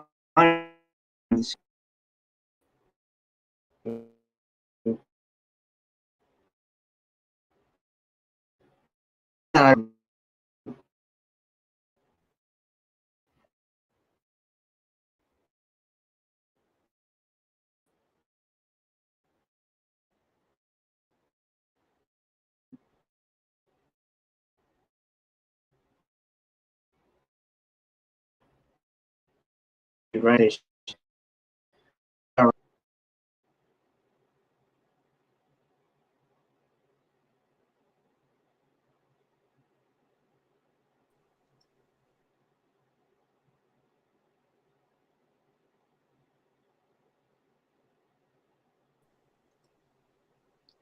Okay. Hello. Okay. You're better now. Okay. Okay, so what I'm saying is Hispanic dude right here. Where the fuck's my representation in the MCU, huh? Besides like Maria Hill and that one guy in Captain America in Falcon and Winter Soldier is supposed to be like the next Falcon, I apparently. mean, you do have Maria Hill, so there is that.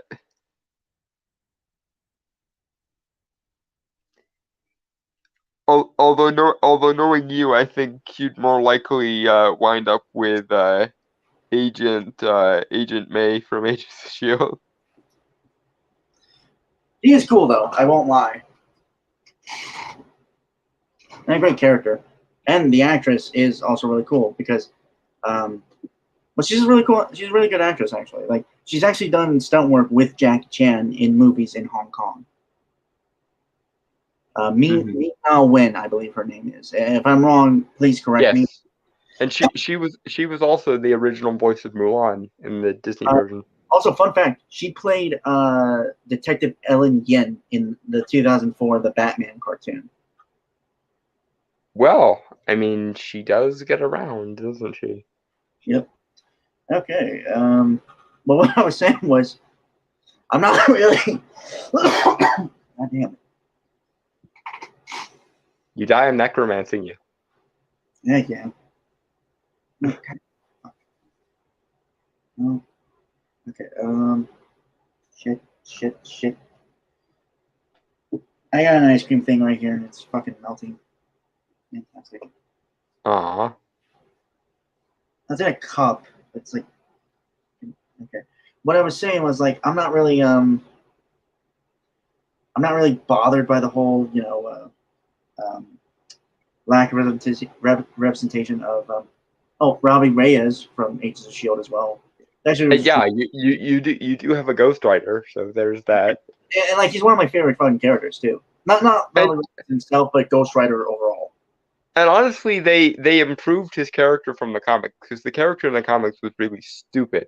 Yeah, because he was Uh, presented by. Sorry.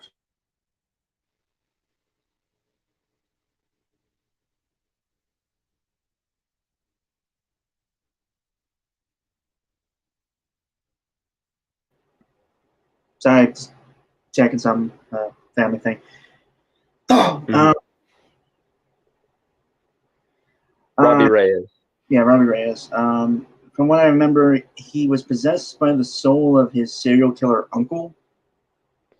Yes, that should not have in any way had the powers of Ghost Rider. Yeah, it's weird, but yeah. Look, I'm not bitching and moaning about lack of representation of Latino culture or anything in a Marvel product. Uh, Mainly, I just want a good story with a good character. You know, Yep. not getting that really lately, which is kind of Yeah. pissing me off.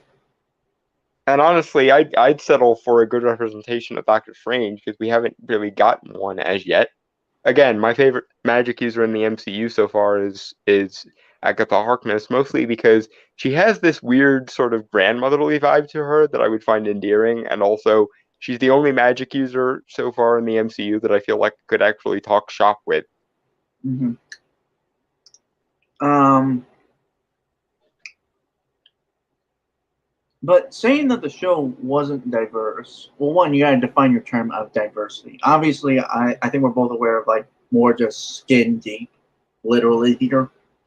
Well, also, if diversity is the highest good we're supposed to aspire to, um, a a larger than majority number of people in the cast were Muslim or Pakistani, which is not diverse in the same way that Wakanda being entirely black is not diverse because it's all one demographic.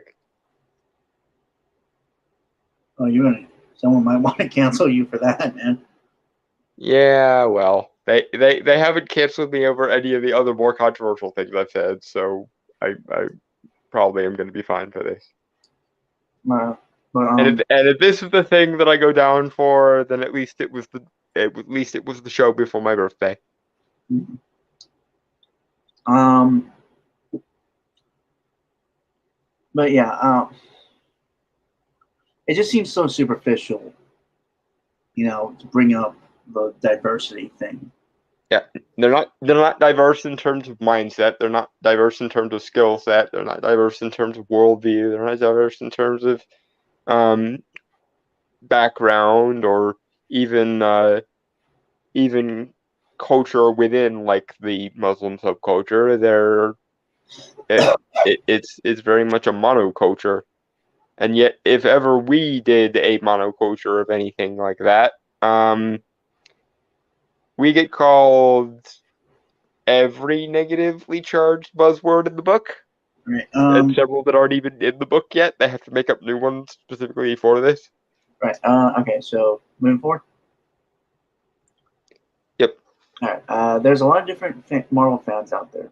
Isn't it fair that everyone gets to see a version of themselves on screen?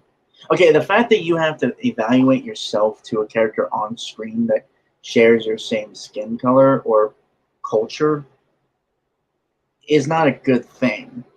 Yeah, it really shows how like empty and facile your life is if you literally define yourself only by your demographic. And again, I get it with regards to other aspects of a person, like personality or skill set or like even background I can understand to some degree, but it's not ethnic background or demographic background. It's life experience background.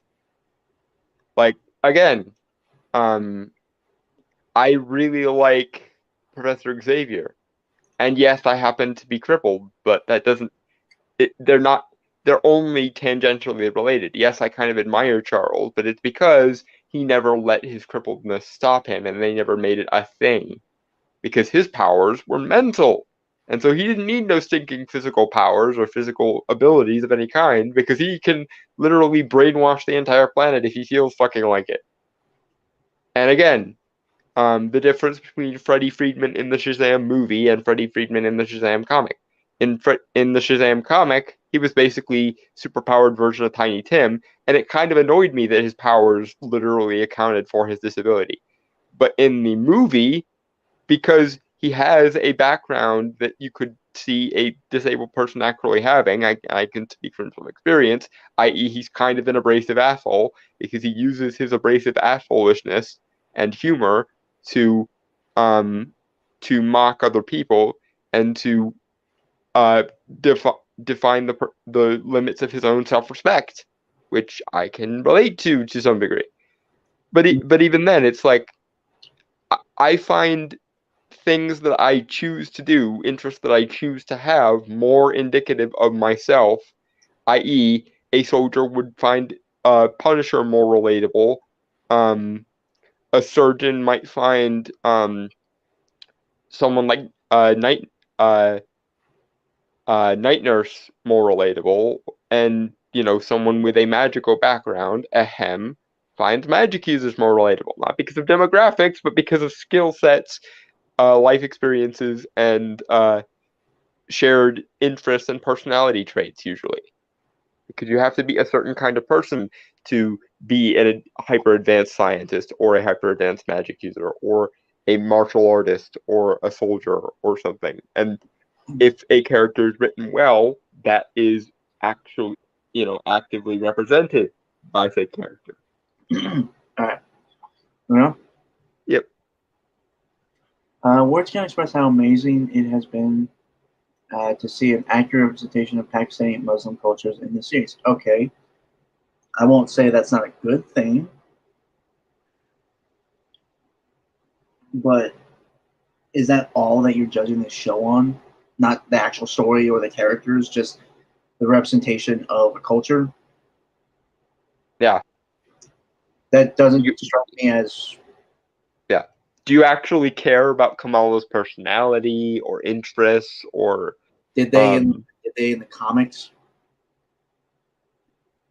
I mean, no, but to the MCU's credit, they fixed her in the same way they fixed America Chavez. So there is actually a character to care about now within the context of Miss Marvel, which again is fairly impressive considering that they hardly had anything to work with in the comics. Hmm. Still not enough to make me forgive you for fucking up Doctor Strange, but eh. Right. Okay. I've never seen my parents so invested in a Marvel thing before, and it brings me so much joy to share this with them. I don't have anything to say to that, honestly. I mean, that's fine and all, but the fact that your joy is so myopic and so limited in scope is a little bit sad. Mm-hmm.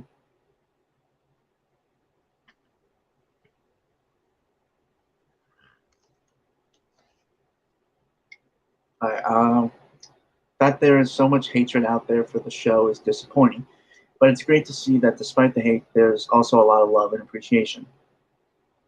Honestly, I don't think either is particularly warranted because it's not bad enough to warrant hate, but it's not good enough to warrant devotion really either. It's just there. Yeah, it's meh, right? It's meh. Yeah, and more to the point, I could see one particular thing causing hate, and a lot of people did. Like a lot of people who weren't even talking about Miss Marvel started talking about Miss Marvel when its ending completely fucked it over by tying her with the X-Men. And all the angry X-Men fans were like, "What the shit? This is how we get our foot in the door to come into the MCU. What the hell?" And all the Miss Marvel fans were like, "I thought she was a Jinn. That was so much better. What the hell?" And the only thing people had to say about it was, "What the fuck? The ending was so wrong and mishandled."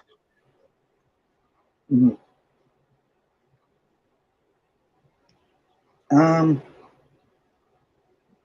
Amat, Anamat, Amanat.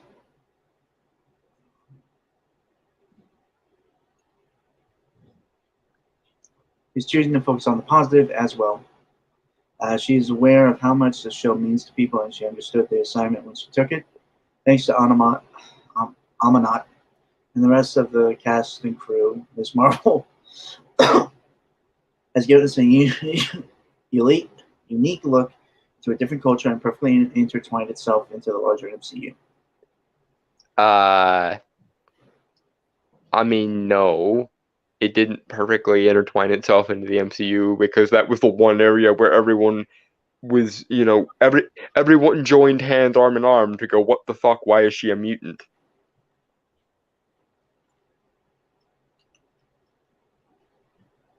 Which I expect they might retcon to hell and back because given that that was the reaction, Kevin Feige is probably shitting himself, going, "Shit, that was how I was going to introduce mutants, and now everyone hates that. I'm gonna have to retcon some shit."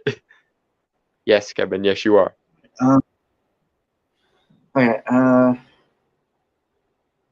it's not like this is a one-off show. There are larger repercussions to play here, and for those who aren't on board with Ms. Marvel, I have some news for you. She isn't going anywhere anytime soon. Well, that's disappointing. Well, I mean, everyone knows that she's going to show up in the Marvel, but for those that don't like Miss Marvel, that's probably not going to do the Marvels any favors. In fact, the only reason people are Well, going to show up to watch the Marvels is probably going to be Monica. and a bunch of people are mad at her because she let Wanda off the hook in WandaVision. So that's going to be interesting to watch the reaction to. Um. Okay. Um. Okay. So before we move on to the trailers stuff, comments. Yep. So I missed a few, and I'm sorry about that, guys. They will take things proven to exist. This Dragon Turtle at 9:37. They will take things proven to exist, like George Washington, and say that's an analogy for white America and Trump. I mean, at this point, yes, they will. Yeah. And China would have flipped shit if he/she was Tibetan, that ancient one. They would. They would indeed, and that's one of the main reasons they didn't do it. Because they and to be fair, like a third of the movie's money came from Europe, so maybe they were right, but or came from the international numbers rather, so maybe they were right, but never mind. Yeah. Also, there are three other types of males they would have been okay with: flamboyant, gay, doleful black person, and bumbling hunk. Dylan's fine with that last one, I'm sure. Huh? I just Dragon Turtle at 9:40. There are three other types of males they would have been okay with: flamboyant, gay, doleful black person, and bumbling hunk. The last one you're probably okay with.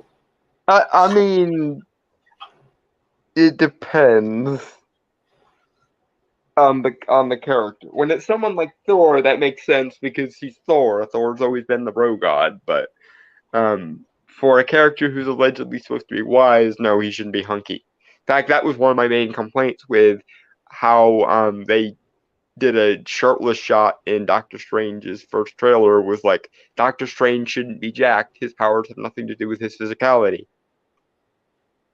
He should be skinny, like, or maybe at best like a person who does yoga or a runner, because that's the kind of exercise he actually does. I mean, he didn't look that ripped, to be honest. I mean, no, but there's a reason they never did a shirtless shot of Robert Downey Jr. And it's because Tony Stark was never supposed to be hunky. Neither is Doctor Strange.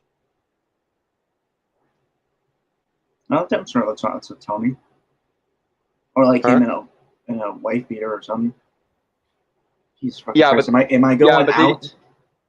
they didn't do the Marvel trademark shirtless shot like they did of Thor in his first movie, or Captain America in his first movie when he first came out of the pod. Whereas they did have an entirely unnecessary shirtless shot of Doctor Strange shaving with no shirt on for some fucking reason. I mean, I do that when I get out of the shower and I shave. It's just so like I don't get shaving cream on my shirt. I know, but he could have at least been wearing a shirt for the sake of the movie. Like, I understand that's a thing people do, but like Like I Marvel did realize you it, don't know what huh? I realize what you don't know what shaving is. I shave fine, thank you.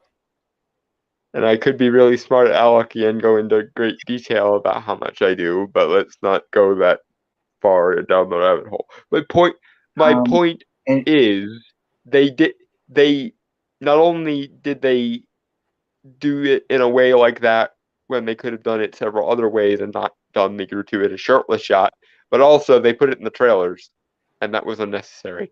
It's necessary for someone like Cap because Cap is hot and Thor is hot, but Doctor Strange should not be hot. At least all right, not in the overt machismo sense. okay. Brainstormer.exe has crashed. Okay, so that was when I was glitching out earlier. Mm-hmm. Chrononaut Ultron does not approve of being left out. No mention of robot rights. Okay, well, when there's actually a sentient robot, a race of robots that are actually capable of thinking and higher learning, then I'll include them. We're not there yet. And to be fair, Ultron was kind of in the middle of trying to genocide the entire human race, and as a human, I sort of find that objectionable. So Yeah. no. Another great character I missed. He said that at 9:43. Not sure which one he's referring to because there are a lot of good ones. I assume from the MCU. Might have been Maria Hill, maybe. Yeah, If you raise him, really wish they had brought Agents of Shield into the MCU proper more. Coulson deserves to come back, and everyone deserves to know he's alive at least. Right. If you raise him from the dead, can I watch? It would be proof of magic and freaking cool. I mean, if I ever have to, sure, but I'd rather not have to. Besides, I'm not gonna go through the trouble of actually reanimating his corpse. I'm just gonna bind his ghost. Oh, fuck you! So, reanimation is like several factorials more difficult than just raising a spirit. I'm just raising a spirit. I'm not going through the. It's several years worth of casting, and your body wouldn't even be unless it was properly preserved. It wouldn't even still be around by the time it was done with the casting necessary to revitalize it. All right, whatever. Chrono defending Dalton's a social media giant. How many of those filing the complaints were handy capable? How many processing the complaints were disabled? 0, you say. We have a problem.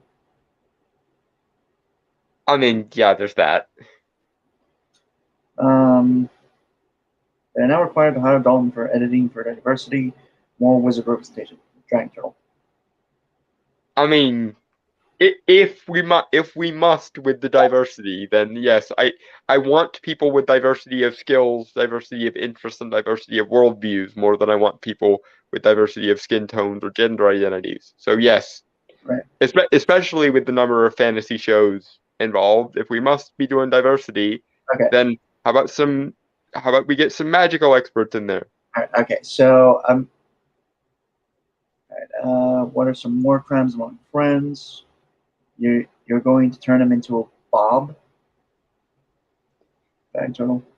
I mean, probably not Bob, more like a servitor or a familiar than Bob, but I swear to God, make me your fucking servant. I am going to find a way to kill you. And I'm gonna be kicking your ass for all eternity, motherfucker. Okay, I'm not the goddamn afterlife butler. But then make sure you don't die before me. This is the proper incentive. Because there's no way that with all my health issues, there's no way in hell you should I should outlive you. So, and also I already have like 4 years on you age wise, so there's no way I should outlive you. So don't make me outlive you. Right. Okay. You make me outlive you, I'm fucking binding your ass. Right. Okay. Chrononaut now with technology. So what you're saying is we embalm him like a mummy? They didn't embalm people, did they? Well, actually, if we want to be technical about it, mummification is actually better than modern day embalming for preservation of a corpse. It's kind of lame that our funerary skills have actually gotten worse than the Egyptians. It's also so fucking. It is so fucking taxing on money. Holy shit. Uh-huh. Anyway, okay, so I'm just going to read the last comments here, and then we're going to move on, or freeze the body, but that's the lame way. Honestly, I would prefer the mummy thing, just because you could put me in like a stone sarcophagus, and when you raise me, I could do the zombie Doctor Strange from Multiverse of Madness thing. Noted. Everyone heard that, right? It's documented that he requested that as his resurrection preferences. Because I don't want to be attacked by some kind of necromancers union. I want this on record that this is how you requested to be revived. Yeah. If I win the lottery, yes, Dalton will be editing the Magic Park, but there is a catch. One character must be present for DC Comics. What now? I don't know. That's Chrono. I know what he's talking about because we've had many conversations where he said if he won the lottery he would buy out Marvel and DC, but I didn't catch the thing about DC. Dalton will be editing the Magic Park, but there is a catch. One character must be present.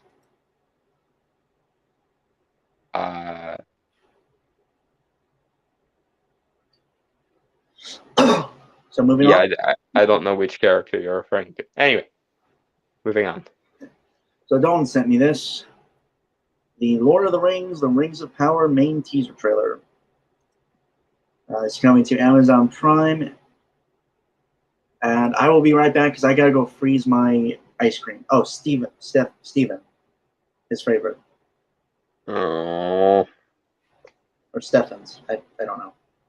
Jared Stevens. Oh, okay. The asshole Dr. Fate, the one that melted down the helm and turned it into throwing stars and then used the Cloak of Destiny as a bandage. I'll be right back. I gotta go freeze my ice cream again. Yep. I hate all of you, and boots to the head.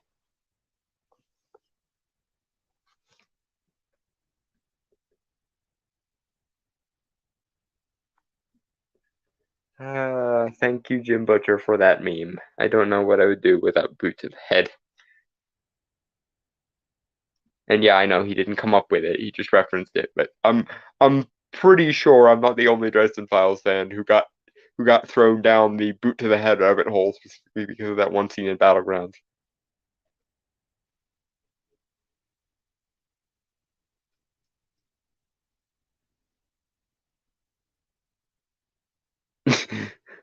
I'm sorry, Dragon. I'm sorry, Dragon Turtle. I know that was a sincere question, but when you said that, I read it in the voice of Eustace Bagg from Courage the Cowardly Dog because that's usually what he says whenever Muriel whacks him on the head with a rolling pin. All right, I'm back. Yeah, like I said, I'm refreezing my ice cream right now, or well, a Razzler, actually. Ah. Where is that meme from again? I don't remember it in Battlegrounds, let alone know where it's from. I think it's from like a British comedy skit. Okay, That's where I remember it from. the meme boot to the head was a song and also a comedy skit by the group The Frantics, and it was referenced in Battlegrounds during the fight with the Fomor sorcerers when Mab was stuck through with the rebar and Butters was having to fix it, and Harry kept telling him boot to the head, and Butters apparently knowing the song and or the skit said "na back because it was a reference to the song, and Harry got very annoyed because he was being literal and not referencing, and Butters was only taking it as a reference. Right. Okay. So yeah, this is the Lord of the Rings trailer, Rings of Power. Being honest, I don't really care about this. Okay, like full disclosure, I was never really a big fan of Lord of the Rings growing up. I barely watched the movies, and I tried to read the books, but it's like with Harry Potter, and I realize that's something that will burn me in hell, I'm sure. But We're loading all of the proverbial boots to the head. I just couldn't get into it. Like that's what I mean when it's like Harry Potter. I tried to read the books of Harry Potter, and it didn't grab me, you know. You should have started with The Hobbit. The Hobbit's a lot shorter, and it probably would have. I did start with The Hobbit, but I couldn't read it. I couldn't get into it. Okay. Brainstormer shall now be buried under a mountain of boots to the head, but that's for later. I'm sorry, I'm not a big fan of Lord of the Rings. I understand that it's kind of a major component of modern fantasy storytelling. I get that, and I'm not oblivious to that, and I respect it. And I think this is stupid, obviously, like this adaptation bullshit. Mm-hmm. But I just want that out there that I am not as passionate as other people that are on this platform, YouTube specifically, Yeah. that have gone more in depth with this. Well, good news for you is that I have enough passion for both of us with regards to this. Okay, I'll offer my opinions where I can. It's just again, I'm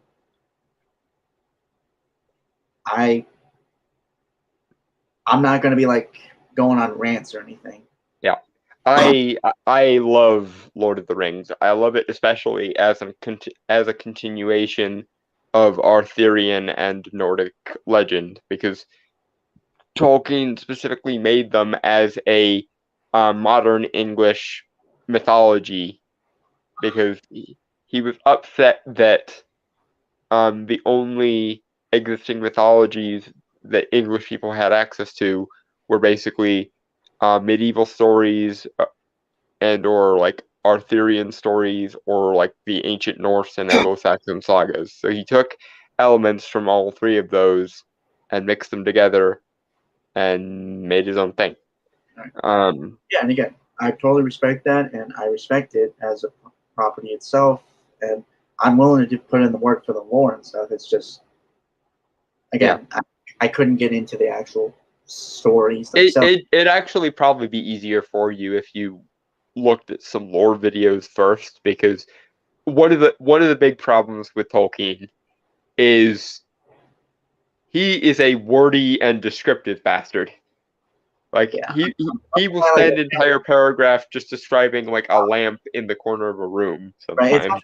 It's also why I can't really read H.P. Lovecraft's work either. Yeah, speaking of people who are wordy bastards, I love me some wordy bastards, but yeah, I can see why it's a bit dense. There's a bit of a high literacy bar of entry here. Right. So, I'll read Dragon Turtle's comment here, and then we'll move on to the trailer. Okay. Similar with me, I hate that things keep getting more mundane as time goes on in Tolkien's work. What he argues with the whole thing is the ideal life, and that it seems the only big stories he could tell in it are the ones he did. No room for anything else beyond a historical footnote. I mean, yeah. My biggest problem is that people people have lost the ability to do what Tolkien did, which is actually do fucking research and apply that research in an interesting way. Yeah, I mean, present company and things that include myself notwithstanding, hopefully, because Brainstormer and I do have several projects in the we have several irons in the fire with regards to projects where we do exactly that. Look for the Lionhearted series from Iconic Comics sometime, probably in the next 2 or 3 years. All with any luck, knock on wood. But that's neither here nor there. Yeah, but I think one of the things is we've lost the ability to approach storytelling from a rational perspective. We either operate on the realism for realism's sake, and realism usually just means cynical nihilism instead of actual realism, or we go full tilt the other way and say nothing has to make sense, nothing has to operate by any sort of logic. We can just do whatever we want and pull things out of Hammer's face whenever we want because there's a clock and a we. Whereas the correct answer is fuck empiricism, but logic takes precedence. Logic and also the characters need to be actual, well-rounded beings, at least in theory, because, and here's the other part of storytelling that we're missing, storytelling is not a means to an end. It's not some kind of societal utilitarian exercise or societal instrumental exercise.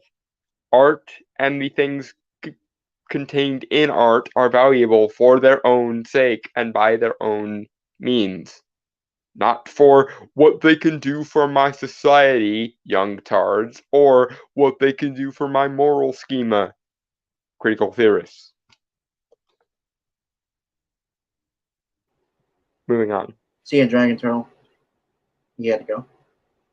Alrighty. See you, Dragon Turtle. Yeah. So, shall we? Yep. I feel like. Banana. Okay, so we're just going banana. I thought. No, yeah, we should come up with something more Tolkien-esque, but I can't think of any. I'm not like. Well, I'm also not like the biggest. I mean, like. The only thing I could come up with, which is probably from the movies, is, and it doesn't really make sense. The whole "you shall not pass." Yeah, that doesn't really make sense. What about Gondor?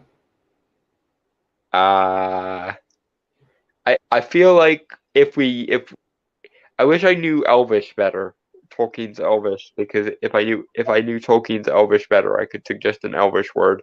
But the only one I can think of is the one that Gandalf says to open the doors of Dorian, and that doesn't really work. What about My Precious? Or Precious? No, because the show is a prequel. It doesn't even have necessarily to do with the era of the rings. Okay, yeah, okay. Let's just stick with Yeah, let's go with just the banana. But banana. Banana. There was a time when the world was so young. There had not yet been a sunrise. But even then, there was light. Specifically, the light of the two trees of Valinor, which are also kind of the sun and moon. Oh, sorry. Yeah, this is a reference to actually the first days of Middle Earth, because most of the early events of Middle Earth actually don't take place on Middle Earth. They take place in Valinor, which is sort of the realm of the gods, for lack of a better word. The origin myth for Tolkien's universe is there is a high deity by the name of Eru Ilúvatar who created a race of beings called the Ainur to be his children. The Ainur were split between two camps. There were the Valar, who are basically somewhere between like archangels and polytheistic gods, and there were the Maiar, who are basically angels. And he told them to sing him a song. And he was so moved by their singing that he decided to create a world based on their song, which was Middle Earth. And so most of the events of the first and second age of Middle Earth, of Arda, which is the like actual planet that Middle Earth is on, take place in Valinor, not Middle Earth. But eventually, after some finagling by the big bad of the Tolkien universe, who is Melkor, the eldest and strongest of the Valar, who's basically Satan for all intents and purposes, they actually got around to creating the world, and they created elves, dwarves, and men to populate it. So that's what she means by the whole once there was a time when the world was so young it hadn't even experienced a sunrise. Okay, well, okay, Dawn's doing more, and I guess I should stick with what I'm good at, which is technical stuff. Mm-hmm. I will say it doesn't look bad, like from a cinematography look. Like it looks. The money's here. The errors are going to be in character stuff and in like world building and like the underlying philosophies. Okay, let me check something real quick. I'm going to say something, but I want to just confirm it for myself. I paused that one shot, but I don't know if.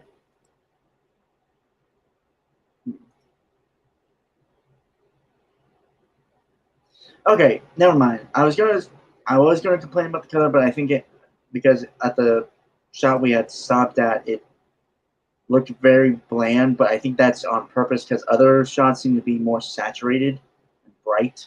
I think it's supposed to reference the there not having been a sunrise thing. Well, no, it's just like other scenes look to be bright green and stuff. So Uh-huh. like the fields and stuff. So like Yeah. Anyway. Banana? 2 trees. Yeah, let me move back to 20. Ugh, okay, yeah, banana. Banana. Call to me, lands far away.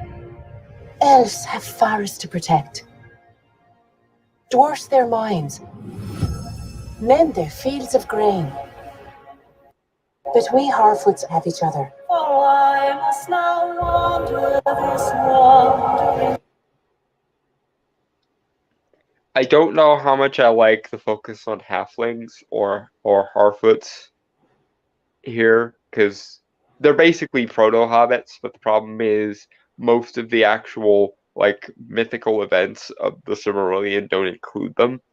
That's why it's important that they play such a key part in the War of the Rings, because Sauron literally doesn't know about them or doesn't care enough about them to think that they're important, and that's what basically, because he doesn't think they're important, they have latitude to sneak around behind his back and surprise him rather than being watched like the elves, men, and dwarves are.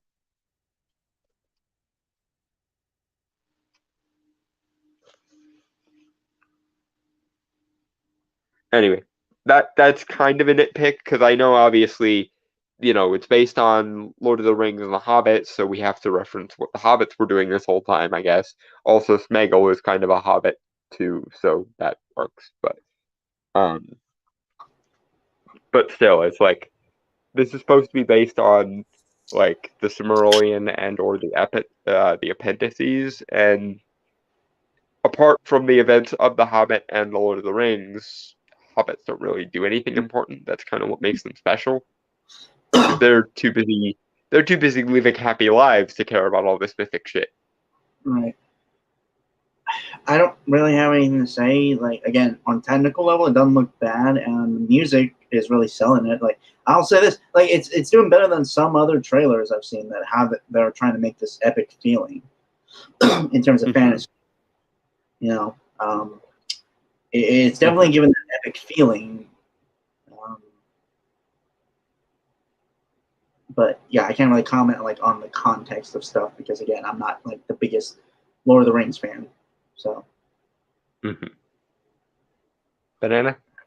Shall we? Banana. Yep.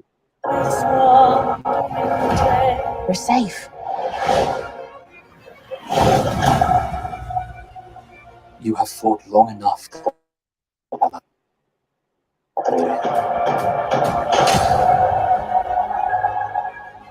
The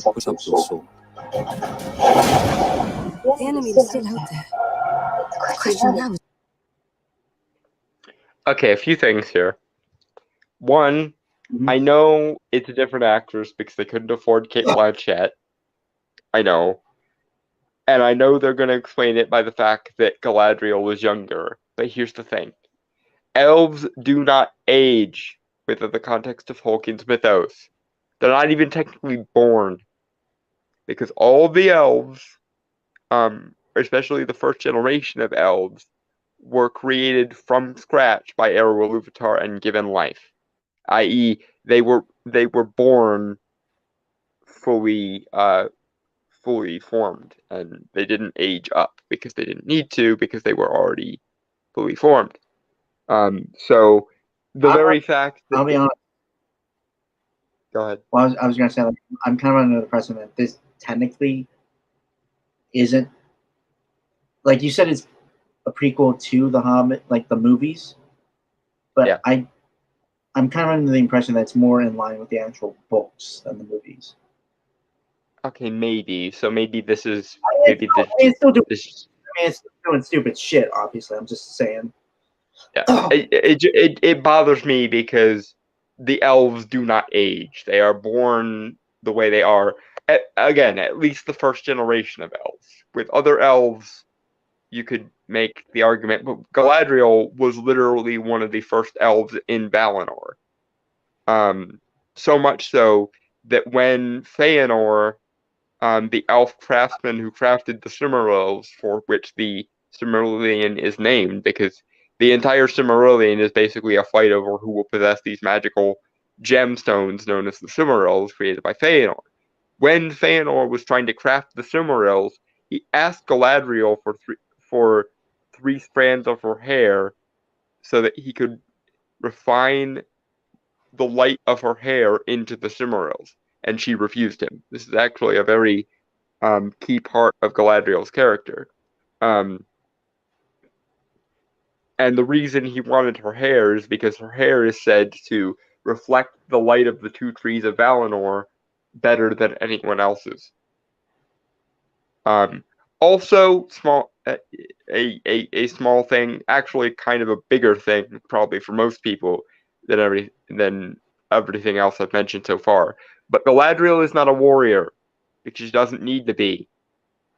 She can literally speak what she wants into existence. Her power is what's known in Tolkien's lore as her Theia, which is basically her life force, which is her magic. And even in the Hobbit movies, as crappy as they might be, we see this referenced in when she's fighting Sauron and Dagaldor, when she literally just has to wave her hand and a thunderclap happens, and one of the servants of Sauron are literally just obliterated into from existence. Yeah, Galadriel is stupidly OP. She does not need to fight with a physical weapon at all. She's certainly not a warrior. In fact, of the three elves, who are the main trio of elves that the original Elven Rings were made for, she is probably the most nurturing one of the three. That's why she's given the Water Ring Nenya. Elrond is more the warrior, and technically Elrond is a half-elf. That's why his name is Elrond Half-Elven, because he's literally part elf, part human. Moving on. Banana. Yeah, 1 sec.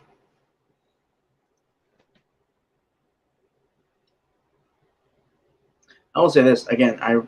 On general aspect, the actors are actually not bad. Yeah. I'm sure the money is here. I'm just not sure it's being used for something well. Yeah, that's everything. So. Mm-hmm. Anyway, Banana. The question now is where? It is over. You have not seen what I have seen. I have seen my share. You have not seen.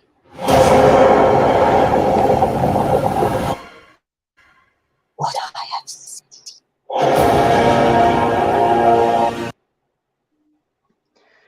See, I'm not sure how I feel about Galadriel being the main character, because in theory it should work, but in the modern parlance, it very much seems like they're shaping her up to be a girl boss, and I don't like that, because Galadriel, her femininity is her power, her nurturingness is her power. Again, that's why she's given the Water Ring Nenya, whose purpose is to preserve life.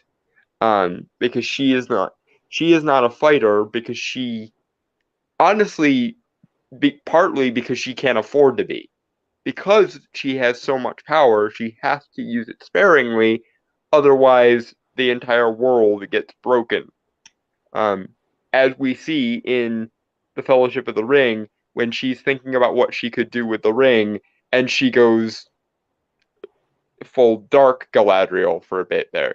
The famous, "Instead of a Dark Lord, you shall have a queen, not evil, but beautiful and terrible and all." And yeah, that whole thing is Galadriel is always restraining herself to some degree because she kind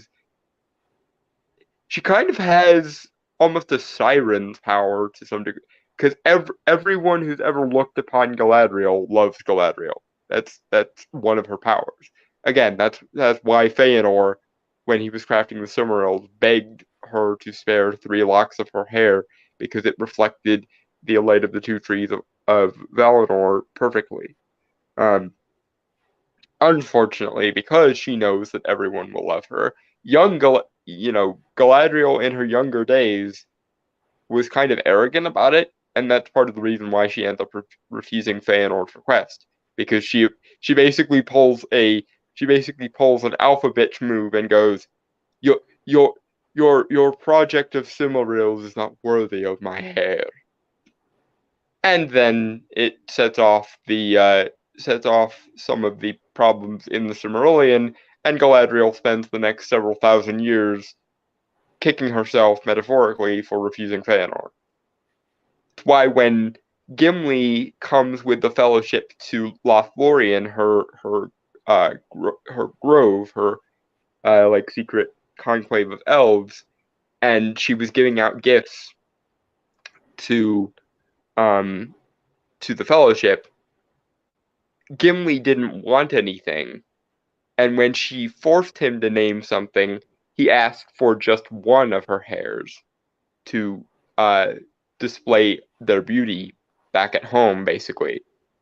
And she was so impressed by how humble he was and how he didn't really want anything. She ended up giving him not just 1 hair off her head, but 3 hairs. And her entire court of elves was like, what the fuck? Because they all knew the story of Feanor and how he had requested 3 and she gave him none. A really great character moment for Galadriel. Anyway, but sorry, I didn't mean to get completely sidetracked. Good.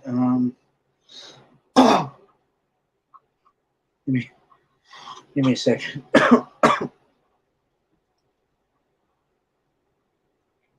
All right. Banana? Yep, banana.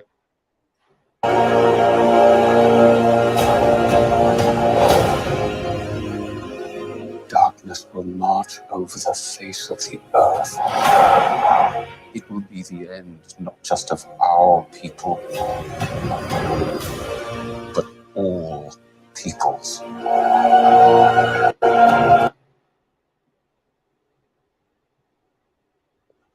I don't really have anything to add here. Yeah, I don't But I am sorry, but their time has come. The past is with us all. The past is dead. We either move forward or we die with it. okay. And we just hit the ball with stupid. Okay. Well, that was a human who was saying it, not an elf or anything. I know, but it's a lot like the past must die, burn it down if necessary thing from Last Jedi. Yeah, but it's even worse here because one of the, and I'm gonna use this word because Tolkien put it here specifically, and I'm not condoning the concept of themes in general, but one of the main running themes throughout Tolkien's entire mythos is the loss of magic and the loss of innocence. How progress distorts and eventually kills anything magical or innocent or natural.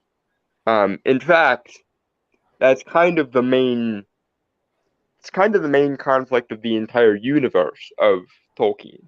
Because when Eru Ilúvatar was creating the world, Melkor, his eldest son, who again is basically Satan, turned to him and said, "Father, you have this wonderful capacity to create things, may I also partake of this flame imperishable that you give to living things? And Eru Iluvatar said, no, my son, for you will misuse it. And so, because Melkor's desire to create things was snubbed, because Eru Iluvatar never gave him the power to give life to things, he personally made it his mission to distort anything that Iluvatar made, which is why evil exists within the context of Middle-earth. Because when the other Ainur were singing, Melkor deliberately sang out of tune and created evil in the world and ruined the song. All because Daddy wouldn't give him the power to create things from scratch. And then every other time Melkor ever tried to ruin Iluvatar's creation, he would always do it by taking something that Iluvatar had already made and distorting it. Like, for example, dragons, in the context of Tolkien's mythos, were created from eagles. Melkor took eagles, stripped them of their feathers, turned them into lizards, and gave them the ability to breathe fire. Because Eru Iluvatar wouldn't give him the power of the flame imperishable, which gives you the power to bring things to life. So he gave his first creations the power to breathe normal fire, as a fuck you to Iluvatar specifically. Balrogs were created when Melkor took his own siblings, the Maiar, the angels, the normal angels in the angelic choir, and distorted them into beings of pure fire instead of beings of pure light like they originally were. And that's where we get Balrogs from. Trolls, I forget where trolls specifically, but you get the point. Everything evil in the world is literally a purposeful distortion of something that was once good and pure. That's why the meme in reaction to this trailer went around of evil cannot create, it only can corrupt. That's because in the mythos, that is literally the reason why Melkor is such a snotty little bitch. Because he wanted to make things, but Daddy wouldn't give him the power to make things. So he said, well, fine, if I can't make things from scratch, then I'll just break everything that you've made. And then it created evil and eventually resulted in the fall of man, and so on and so forth. Because he's literally Tolkien Satan. Moving on. Banana.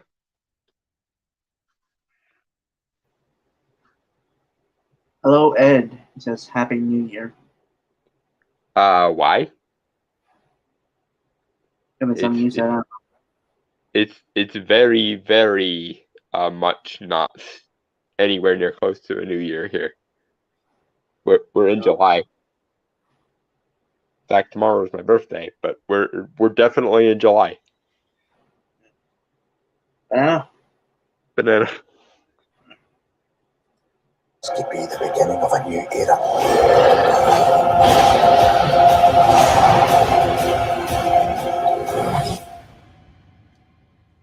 Away I must wander this wandering day.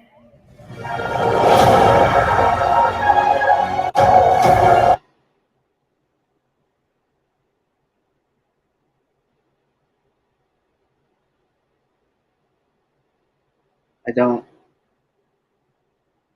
really have anything to say. I'm annoyed that they appear to be misunderstanding the very core of Tolkien, and that's basically all I have to say about that. Oh, this could be the beginning of a new era on the screen. Okay. An era of shit, because that's literally, yeah. Again, Tolkien. The thing about Middle Earth, as Tolkien presents it to us, is it's a world that's dying.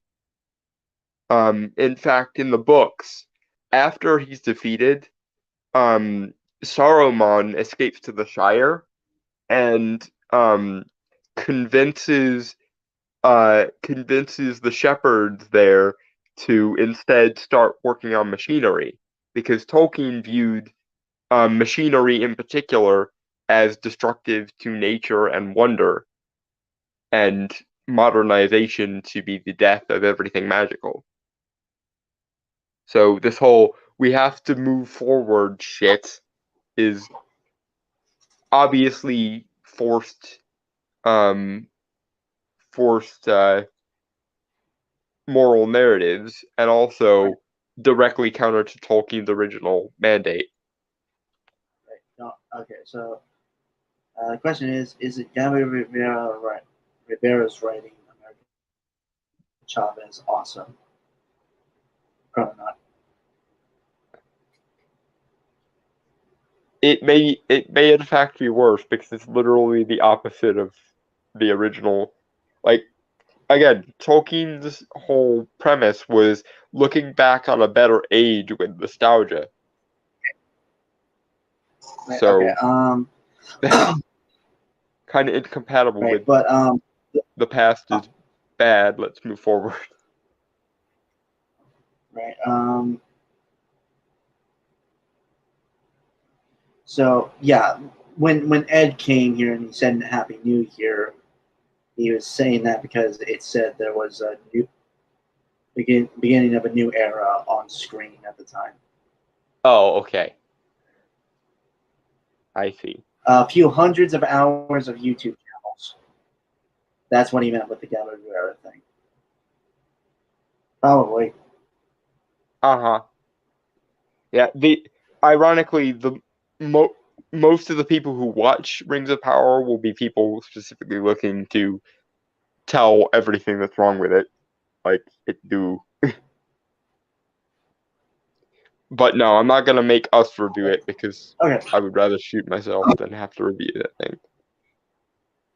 But I mean, if I have to review it on someone else's channel, that's a different thing. But I'm not gonna make Brainstormer sit through it, because I don't think he even has Amazon. I don't. I do not. I do not. I even when I did, I never used it.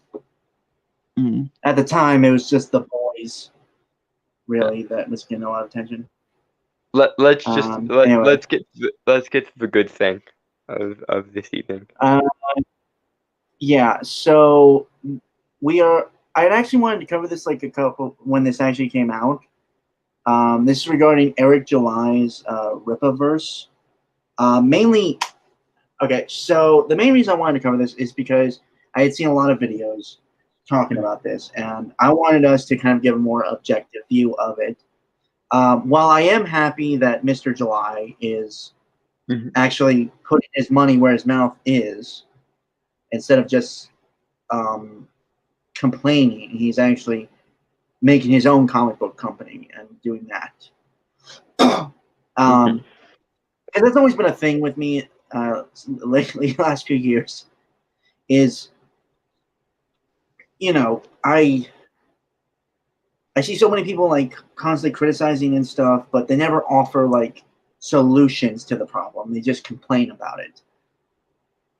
You know, and by the way, no, we're not being hypocrites. We're actually going to put our money where our mouth is too. Yeah, it just won't be for a while. Yeah, it's taken a long time because we're just taking a long time because we are trying to make sure we don't fuck it up. We're doing right by our characters and our world building, and if you don't like it, you could fuck off. Yeah, it's a lot, like, seriously. But yeah, and yeah, I just wanted to kind of talk about this because, well, one, I think Don and I can agree, like, we want to give more what's the word, focus on independent creators and stuff. I mean, he has gotten a lot of traction already, Mr. July, with the Rippaverse already. Pretty evident with, like, I think. Yeah, the thing that annoys me about a lot of the traction he's gotten, and why I was hesitant to originally cover this, was because the only coverage he seems to be getting is it's anti-woke coverage, and it's like, Okay, but if we're only judging things by how anti-woke they are, then aren't we literally just the opposite of the people we hate? Right, and that's why I also wanted to cover it, is so me and Dalton and I could provide a more objective view of it. Yeah, because it being anti-woke is all well and good and all, but I don't like claiming something is good just because it caters to an ideology, whether that be social justice or the opposite of social justice. Right. And also we are going to cover the 2 trailers that were released, not just this one. So I just so everyone is aware of that. All right. So yeah, this is Welcome to the Rippaverse. Shall we? Don? Banana. No. I'm Eric July, founder, owner, and writer. Welcome to the Rippaverse.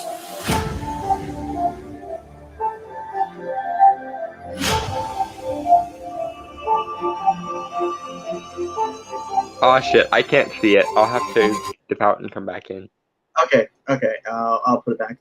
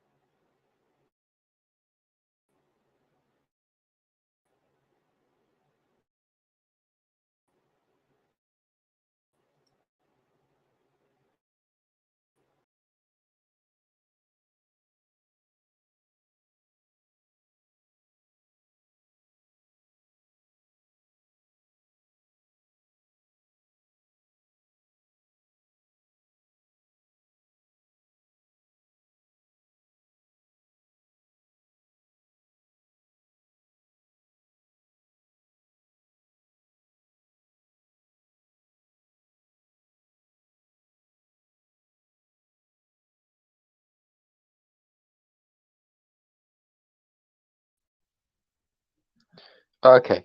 Are we back?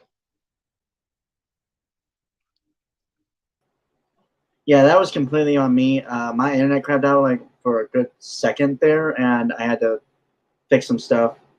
So yeah, we're back. Okay. What would a podcast of the storm be like without technical difficulties, folks? Yep. Okay, so yeah, let me pull this back up. Welcome to the Rippaverse by Eric July, and I believe a few others that I unfortunately do not know the names of. I feel really bad, but yeah, you can see now, Don. Yes, Okay, shall we, Banana? we shall banana. I'm Eric July, founder, owner, and writer. Welcome to the Rippaverse.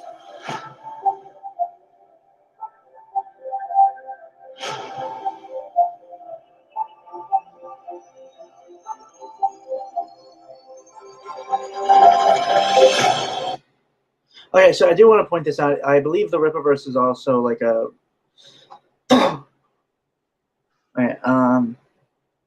It is a reference to his YouTube channel, which is Young Rippa, I believe 56. So full disclosure, it's the same guy? I didn't realize it was the same guy. Well done, Rip, I guess. yeah. Well, his actual name's Eric July. So Which, honestly, I would have gone with that for the name of YouTube, because the name Eric July is just badass all by itself. yeah, it's like it sounds like a superhero name, honestly, like a secret identity. But Yeah, okay, so I do want to. Yeah, I do want to.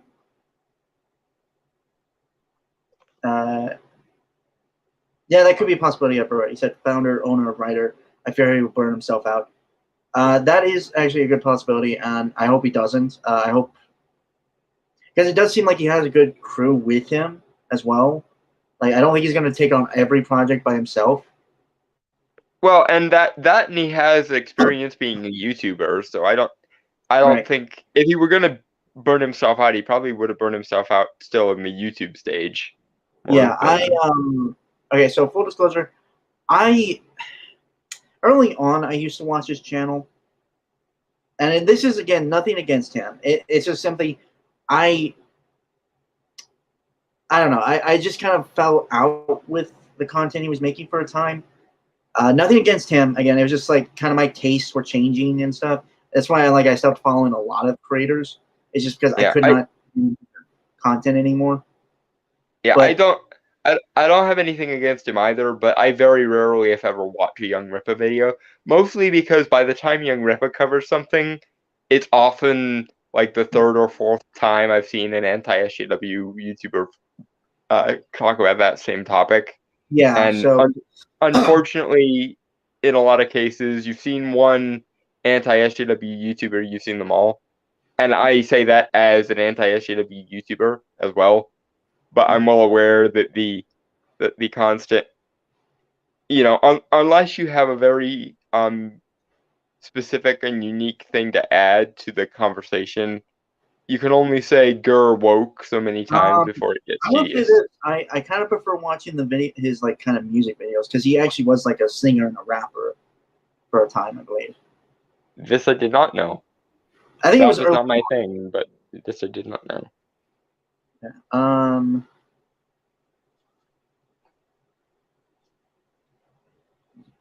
Yinma Gray. Well, maybe you should bring up actual statistical data.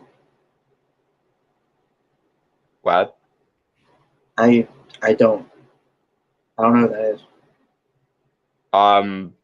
Gray, we do. I recognize the name because I've seen him in here a couple of times, but we do quite often, both in response videos and in not. So I'm not sure what you're saying. Another issue is that due to genetics, most people are mixed race. Sorry, I came in late. What does that have to do with anything? And I wouldn't even dispute you necessarily, but that has literally nothing to do with anything. Right. Unless you actually are having a conversation about genetics, and very rarely is that useful. So again, I am interested to see his pitch. Obviously, some of the SJW arguments. Oh, the thing about my collective identity and so on. Yeah, I agree, but that's Okay. that's neither here nor there. Anyway, Right. on with one Eric July. Yeah. Banana. The Rippaverse is the result of a comic book lifer that wanted to be a part of the solution instead of always griping about the problem. Now, don't get me wrong, this was always a part of my aspirations. However, the current climate certainly sped things up. Okay, good for him. He's literally addressing the thing we were just saying, so yay. Yeah, like again, he doesn't strike me as a guy who's doing this for simply. Yeah, he strikes me as a guy who really wants to do this, who's really putting in the work and stuff, and I respect that immensely. And fair play to you, sir. Good for you. Yeah. Besides that, I don't really have anything else to say because he was just getting into a point. Yep, banana. Let me pull back a bit just so like we have full context there. Mm-hmm. Right. Ready? Banana. You watch some of your favorite comic book characters be bastardized to the point to where they're completely unrecognizable. They're just used as career stepping stones for a lot of writers that don't care about the lore. Some even despise their fans. Those are people that just want to tell stories that represent their social political views, even if they don't make sense for the characters that they're writing. And of course, yeah, he's not wrong. Correct. very, very, very correct, sir. Which of course, because I'm me, my first and probably only question is where are the magic users at? It's always going to be a question, man. Well, that and where are the cosmic characters at, but specifically where are the magic users at? Right,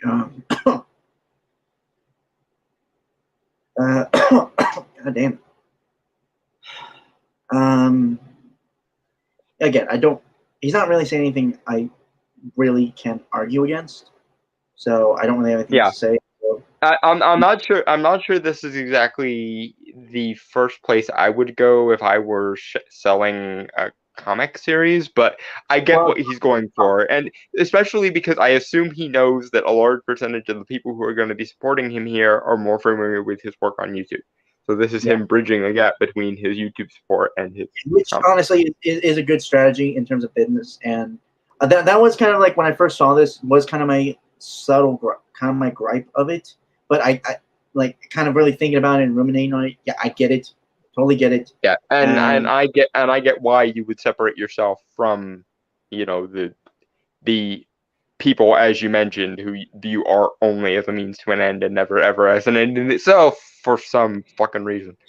Yeah. So besides that, like, shall we banana? We shall banana. Okay. These mega corporations that control these properties don't exactly make it easy for you to get in and understand what's canon. So maybe it's time for something new.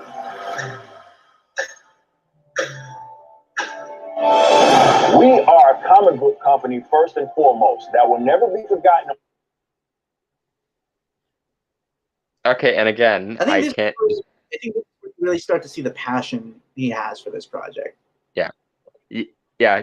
Like the kind of first minute, and like this, it's nothing against him. Like the first minute, it really did seem like all business, which again, understandable. Totally get that. He's setting like the foundation. Yeah, again, it's to bridge the gap between his YouTube support and his potential readership, which I assume there's going to be quite a lot of crossover in, because it would be stupid not to think that there'd be some crossover between his YouTube audience and his readership. Yeah, the only reason I ever really got into his channel was the videos he was making about comic books. Okay, that sounded worse than I meant it. What I mean is like that. I was watching, I was on a binge of like watching. That's what made him unique compared to all the other anti-SJW YouTubers. Yeah, he talked about comics and stuff, and so. And so again,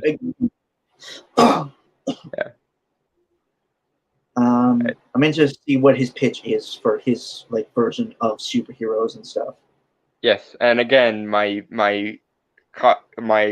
common rejoinder will be, where are the cosmic characters at and where are the magic users at? These are the things I care about. These are the characters that I have watched be bastardized over and over. So give me some magic users and give me some cosmic characters and we're good. Yeah, okay. I think we'll talk more about that when we get to the other trailer, but yeah.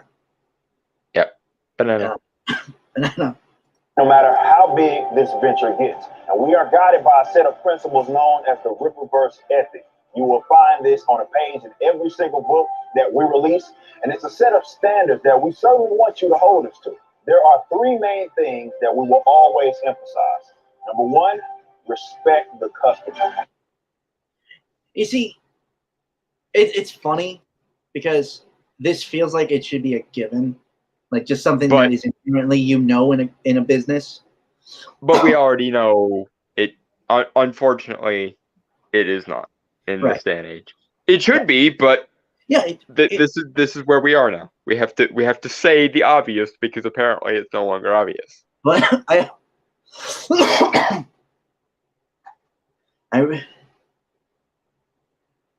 I respect Mr. July for making sure that is rule number one at the very least, because this is a comic book company, and a company itself is meant to sell a product. Yes. Granted, there is going to be passion put into this product. Yeah. And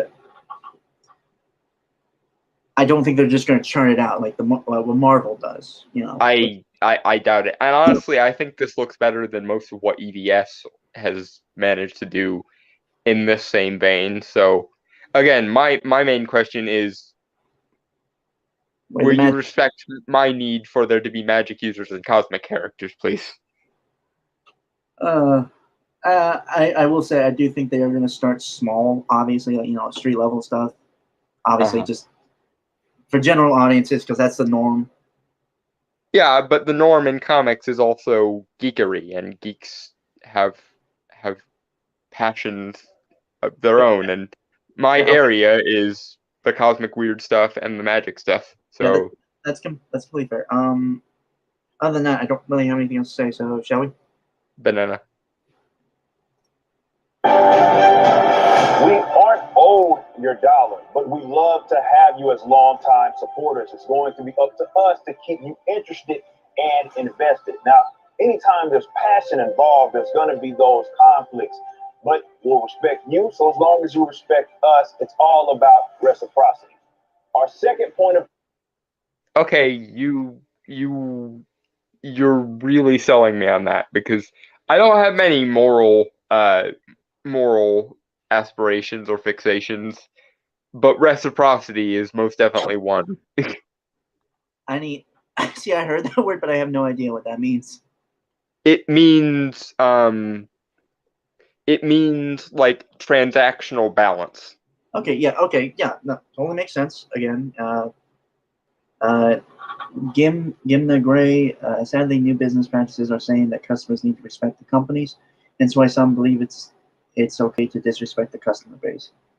Yeah. Well, it's not even just that it's okay. In most of the art school educated corporations of the world, it's considered a moral good to actively disrespect anything resembling meritocracy, because meritocracy is considered a oppressive force somehow. But yes, I agree with your general sentiment. Yes, it's actually considered a moral good in this day and age to shun your customers, shun any knowledge of the lore, and shun any ability to care about anything, which is bad. And this, yeah, I'm back with cough drops. Mm-hmm. The weird thing is, it's really just the cough I have left, and I don't get it often. Yeah. Anyway, take your cough drops, and then we shall banana once more. Emphasis is canon and continuity. This is an ever-expanding universe. There's going to be many of characters that will be introduced. But when you buy a book from us, you own a piece of history. It matters. These events will not be erased by way of time travel or some multiversal aspect. Okay, but some of the most interesting stories can be that. I doesn't mean you have to overuse it, but yeah, no, in a comic book universe, those are kind of necessary. I'm not entirely sure that's what he means. Like it's like Invincible, where like the status quo is not reset. Right, I get that's what he means, but it kind of sounds like that means there will be no multiverses or time travel, and unfortunately, in high concept superhero universes, sectioning that entire frame of thought off is a little weird, a little bit. Okay, I don't think he worded it as best he could, to be fair, but no, I know what he meant. I'm just it's not a red flag, but that's a yellow flag, because I like high concept cosmic weirdness, and it sort of seems like that could potentially lead to no high concept stories as a result, and I don't like that. That's fair. I think if anything, we would have to see like what they do to at least gauge what.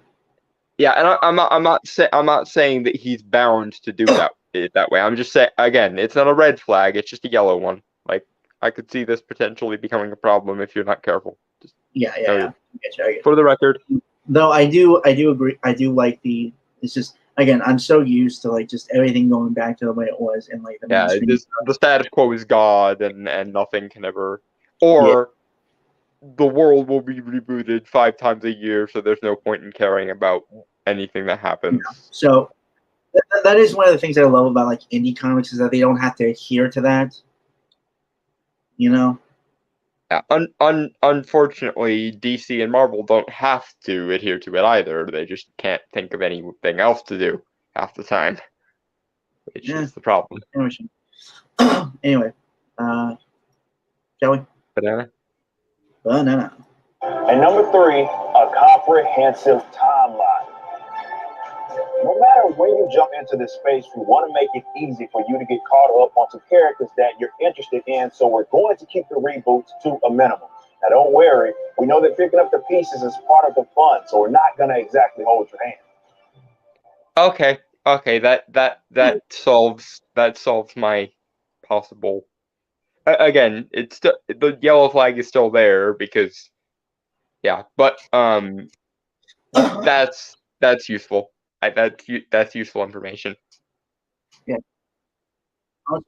Also, again, respect for him. Like, again, not holding your hand or anything. Like, Yeah, because you shouldn't need a recap page at the beginning of every book going, here's what happened in every book since this universe started. I think the major problem with like recap pages is they're so fucking long. Like you could literally just do like a few sentences to really get things across.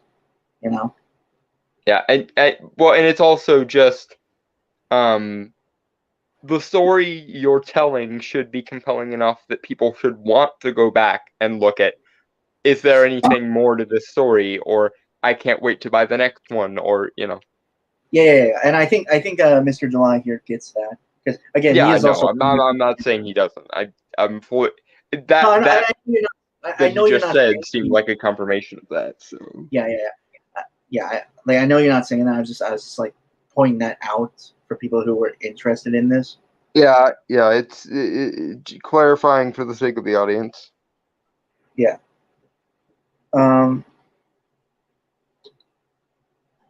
Again, I think you could kind of tell, like his voice is kind of like getting a little bit more faster and a little more like, not, I wouldn't say higher pitched, but it almost seems like he wants to kind of yell in joy as he's talking about this project.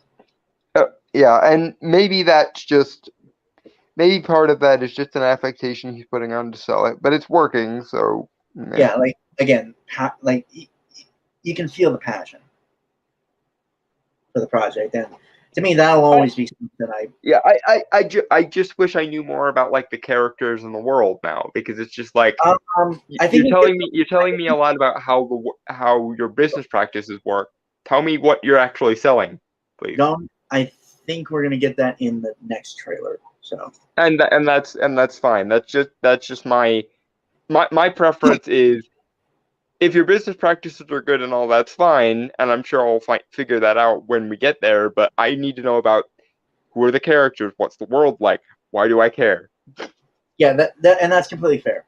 That I totally get that. Anyway, shall we? Banana. And while I personally value liberty, we're not going to beat you over the head with on-the-nose current politics and current narratives that will completely contradict what it is that we're trying to do here. So whether you're into our main character in our first book, Isum, or you're into Yaira, or you're interested in all of them, will certainly have you as a customer. Oh. Your ethnic background. Sorry, I went a little over. That's my bad. Yeah, no, it's fine. I just need to, like, the meta narrative of what you're selling is fine, but at some point I need to know what I'm buying here. Yeah, I think the thing, like, this video itself is more a pitch for the studio than anything. Yeah, and that's fine, but it's still like, number one, a lot of this should be a given, and number two, it's something I've heard 1,000 times before. So right, show me the goods. Right, the next video is more a pitch for the universe itself. So, again, I get it because let's be honest, the comics industry has kind of been fucked over a lot. So I feel like this is and necessary. the independent comic book industry has become very much a reflection of that in the we're not the big two sense. So it's like, okay, I know you're not the big two. Tell me what you are. kind of Yeah. thing. Well, I think this was kind of necessary. Like, I don't disagree with you. Like, yeah, there should have been a part. There should be a part. And again, he's pitching to an audience he's already established, mostly from his YouTube channel, and that's fine. Yeah.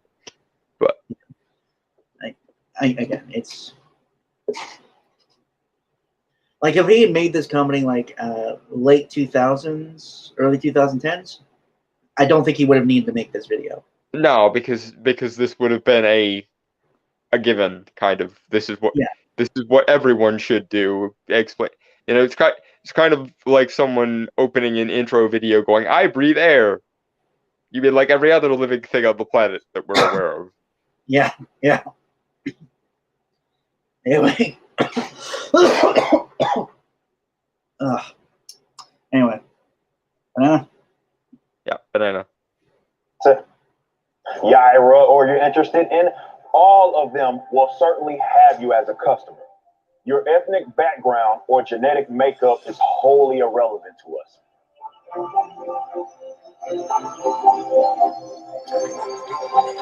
Now, previously being part of comic book fandoms myself, I understand the importance.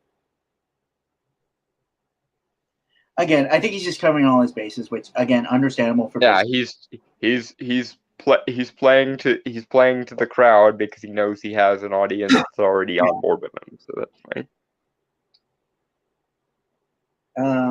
Again, like, this video is basically like he's saying things that are supposed to be given, but obviously because aren't, because the world is the way the world is, and that's sad. But I guess it's partially a problem with us in the sense that we eat, sleep, and breathe anti-social justice. So he's saying things that we've already heard 1,000 times because we're either friends with people like us who say these kind of things, or we've said these kind of things before ourselves. So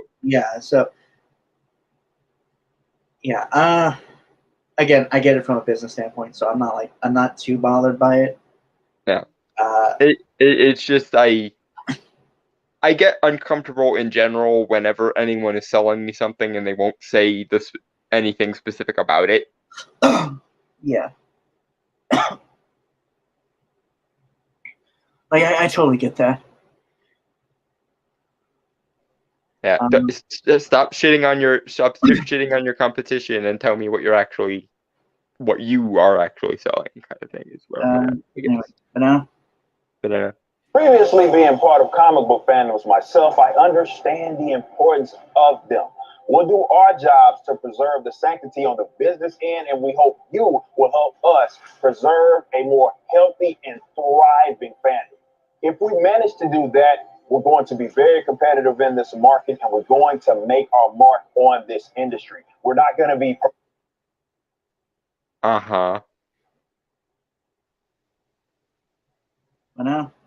Banana. Errors will be made, but we won't let that stop us from being great.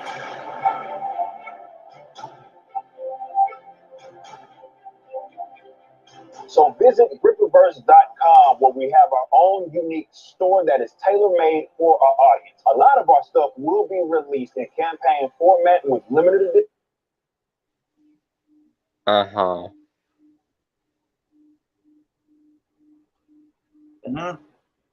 Banana.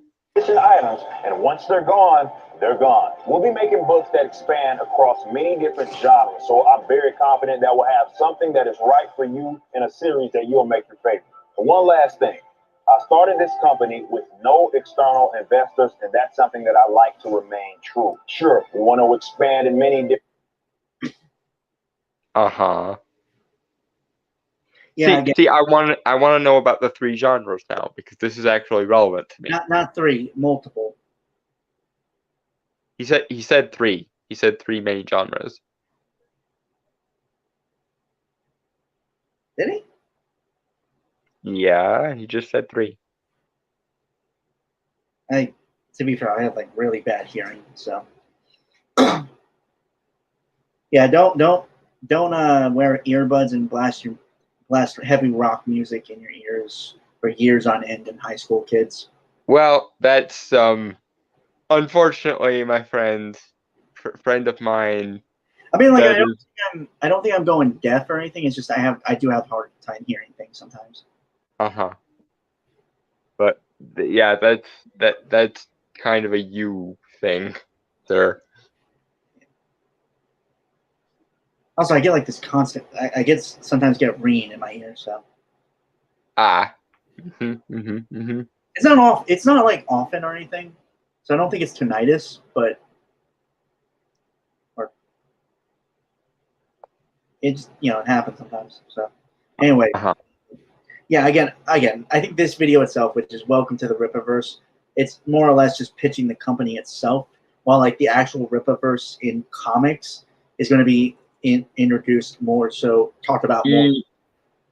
Yeah, maybe we should have just skipped to that one then, because I'm not objecting to anything that he's offering. It's just that everything he's offering is either A, so obvious, or B, like you've heard it all before, right?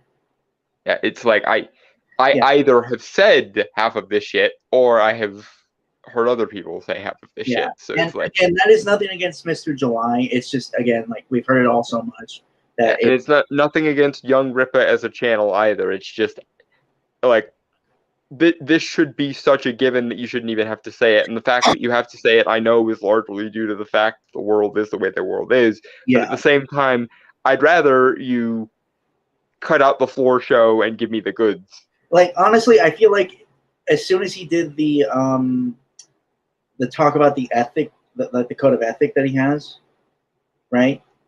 Then he could have talked more about the universe. Like the code of ethics is good. I like it. It's fine. Yeah. It shouldn't necessarily need to be mentioned. It should just be done.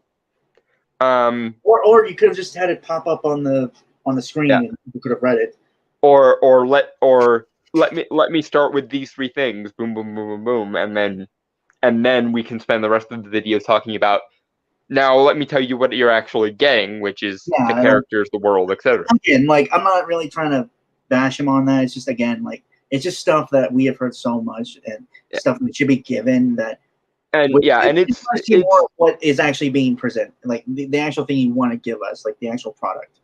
The problem is this is again kind of a yellow flag. Whenever someone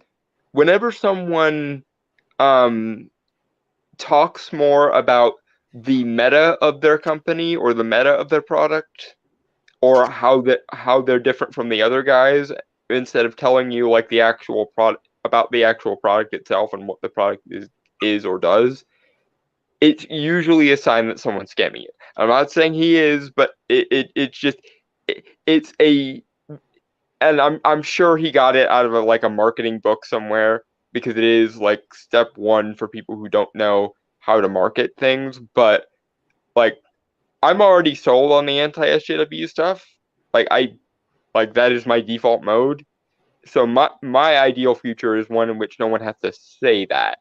And the fact that we spent this, and you could have mentioned it in like the first couple minutes, and then said something along the lines of, but that's all irrelevant if I don't actually deliver the goods. Here are the goods, kind of thing. Okay, so let's finish this video and then we can move to the trailer, and then we can actually talk about more substantial stuff. Banana. Yep. Banana. Different avenues, video games, animation, maybe even live action movies, but not if it means selling off assets. We only answer to the customer. We don't want to make the same mistake as the other guy. See,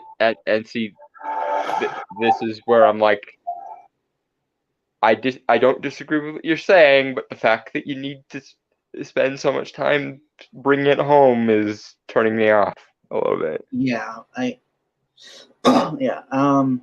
will say this: I do like the logo a lot. I think it's really cool. Yeah, no, it's cool. It's very cool. I think it's actually supposed to be a reference because he always wears like the baseball cap and stuff and like lightning bolts on it. I think. Yeah. So it's his specific brand for his specific. We are intending, at least for the time being, to end up working with Iconic Comics, because I specifically asked Tim Lim about this when we do our, and I'm not saying buy our thing instead of no. The world is big enough that it can, all these things can coexist, and the readers can decide what they want to decide, and it's fine. But what I'm saying is, when we do our comics, we're not gonna go through the rigmarole of making our own imprint or anything. We're going to work with someone who, from what I can see, is fairly trustworthy with regards to this, because I have 2 acquaintances who have done work with them before, so it makes sense. Anyway, next.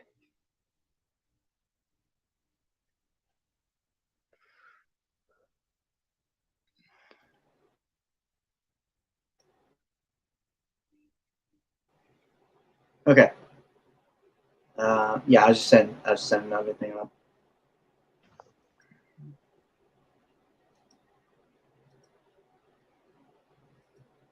Okay, so this is ISOM #1 trailer of Rippaverse Comics. I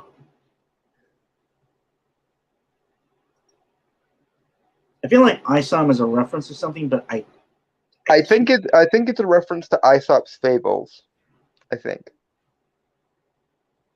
if I had to guess. I don't know what that is. They're basically the African equivalent of Grimm's fairy tales, kind of. Like Anazi the spider is something that gets referenced. Oh, okay. That actually sounds cool. Okay. Part of me wants to go look that up actually later. Mm-hmm. Okay. Hold on. I want to check to see if auto-generated. Eat that shit. All right. Shall we? Banana.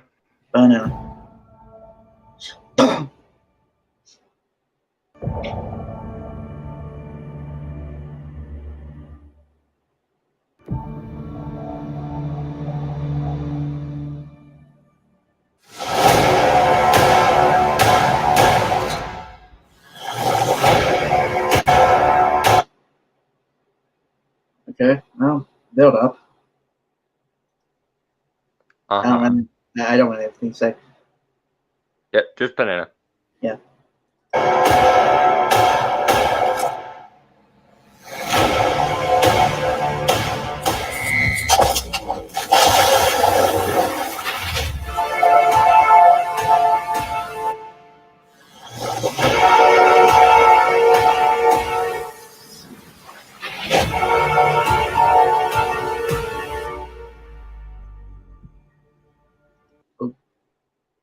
Sorry.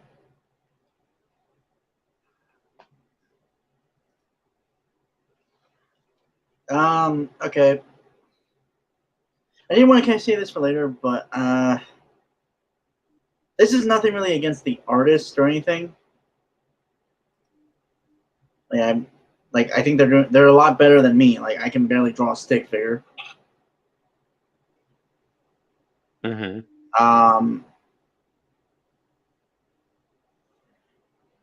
I don't know. It does feel a bit undynamic, I guess. I don't think that. I think it looks like classic, like Golden Age, Silver Age stuff with like a modern spin, which I think is what he's going for. So. Okay, I'm trying to find the words here to really explain it. I think it looks good, like the art itself. It's just, it does seem very similar to various other comics, like comic art I've seen. Well, I think that's sort of the point, though. It's like it's a comic.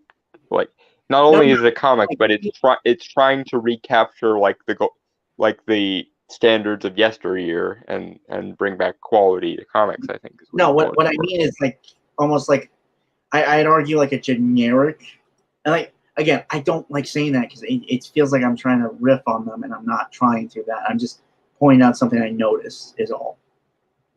Almost a generic kind of art style that I've seen a lot in other comics. You know, I mean, again, I think that's what he's trying to do. He's trying to essentially be the everyman of comics in the sense of, remember how awesome it was in the 80s and 90s when comics were badass and. okay, again, to me, honestly, it's a little bit of a nitpick. I don't think it's bad art. Again, it's better than anything I could do myself.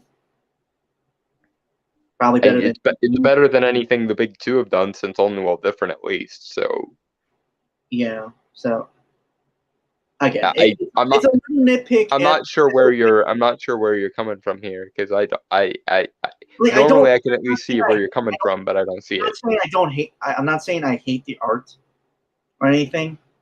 It feels a bit generic to me. Okay.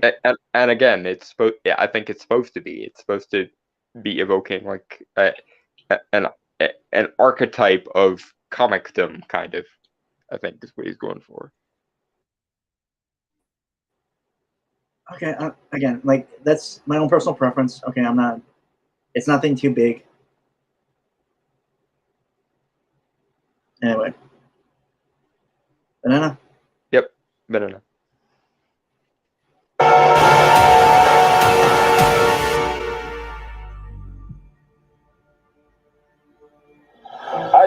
I Saw issue number one is the first book released through Rippaverse Publishing, which makes it extremely significant. Though this is I Saw's self-titled book, it also serves as a launching pad for our entire universe. Honestly, I can't say shit because we are kind of doing something similar with a lot of things. I mean, yeah, it's hard to comment because we're making our own universe, and any creative criticisms I would levy at this are probably just going to end up to, well, it's not the thing I would do, and that's because the thing I would do is what we're doing with Lionhearted later. So, I mean, we're doing something somewhat similar. I guess kind of it's not really criticism. It's just more so of like thinking about it. Like, you know, if it's step, go ahead. Sorry. It can be tricky. It can be tricky doing that. You know, having one thing to build an entire universe off.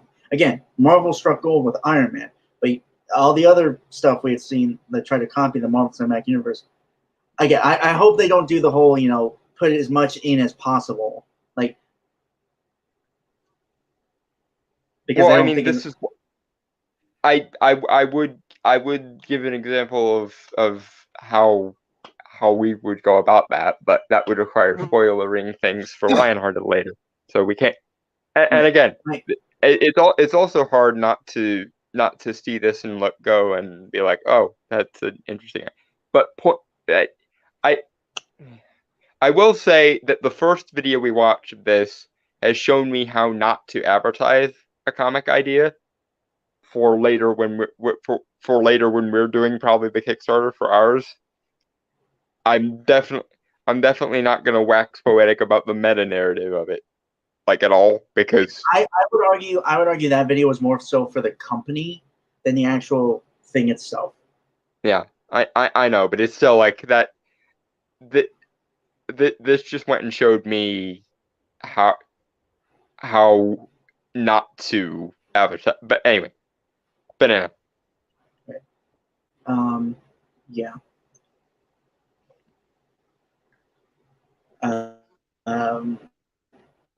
Yeah. Okay. Banana. This 96-pager was written by myself, Eric July. The pencil and ink work was done by the great Cliff Richards, and the color work was done by Gabe El Taib, two comic book veterans. This book is part one of the ill-advised arc, and it follows Avery Silman, who lives right outside of Flores Park, Texas. Okay. What is that arc? Because I'm already again kind of it's kind of talking around the thing instead of talking about the thing, and I don't like that. Well, they're not holding your hand. Like, they literally said that. No, I know, I think but it's just the first of this universe. It's an advertisement nitpick though. You never talk around something when you can talk about it. I think he's about to talk about it, like the actual story within the comic itself. Yeah, I know, but yeah, let's banana. Let's let him actually make his case, because I feel like we're bitching unnecessarily here. But we do all the time. But yeah, general nitpick. Never talk around something when you can talk about it. Right. That's the only substantive advice I'd give him. Banana. Banana. The place where he was born and raised. Now, Avery is what is known as an except, which is what common folk in this area call special people. Years ago, shortly after he got his abilities, Avery decided to become a hero of sorts and adopted the moniker Isom. But a certain event had him come to the realization that this life wasn't for him. So now he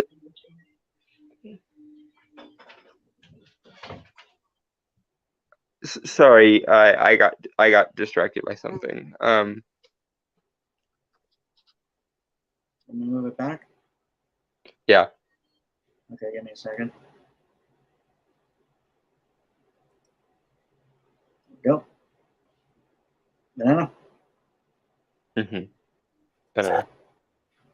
The place where he was born and raised. Now, Avery is what is known as an except, which is what common folk in this area call special people. Years ago, shortly after he got his abilities, Avery decided to become a hero of sorts and adopted the moniker Isom. But a certain event had him come to the realization that this life wasn't for him. So now he lives. Okay, what can he do? What are his abilities? Here, come on. Oh my God, Dalton. I get it, but that I feel like they're saving that for the actual story. Okay, but that's not how you sell shit. Don, have you ever actually sold anything?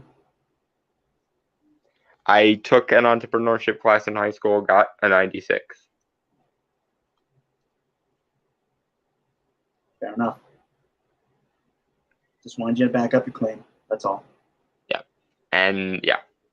And don't be coming for my claims and thinking I'm not gonna have something to back up here.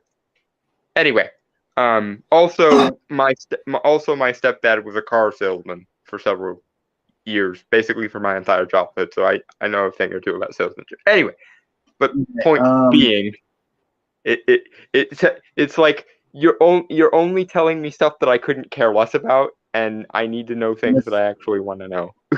The story. You don't care about the story. Like that's good. That's a good part of it, but it's like, unless you put it in the context of here's what he can do and here's how his power, like here's his powers. It's like, well, to be fair, I think he's more talking about the character, which, to be fair, is my thing. You are about everything else. No, I know, but it's like after he got his powers, the next organic piece of information is what are those powers? How can he save people with them?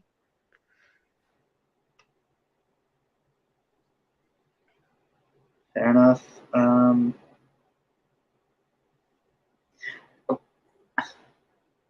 don't really have a problem with that, honestly.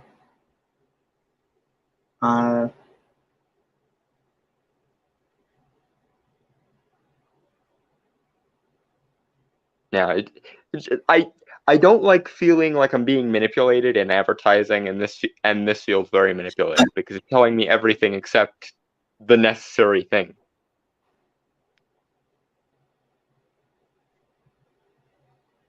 and I know I'm nitpicking the shit out of this, but it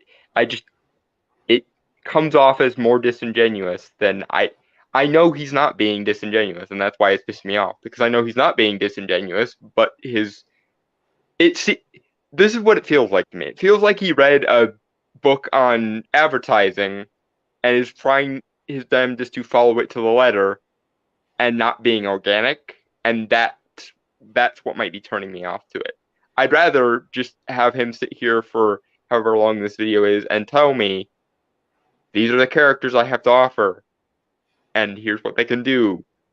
Here's what the world is like. And then, if you want to know more, read about it in this, book, or, help me crowdfund this, this, and this. That would be sensible. Okay, I get what you're saying.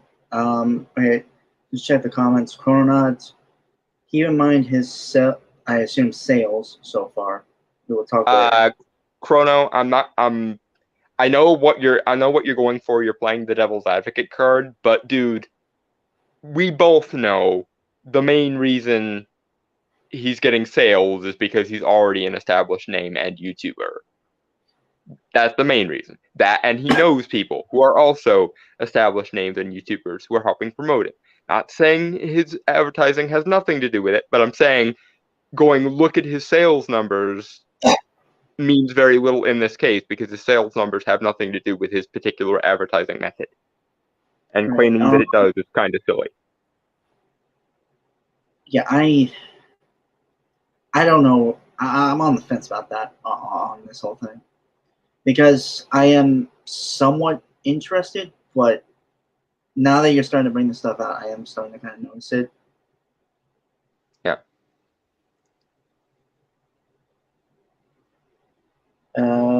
Dick Sargent York. Learning to swim via boat is not the same as learning to swim in water. It's a process. I know, but that's exactly why it's triggering my disingenuousness meter, because it's like being told how to swim by someone who picked up a book on swimming, in the library, rather than someone who actually has swam anywhere. We won't be able to get Chrononaut. We won't be able to get ROI on this. I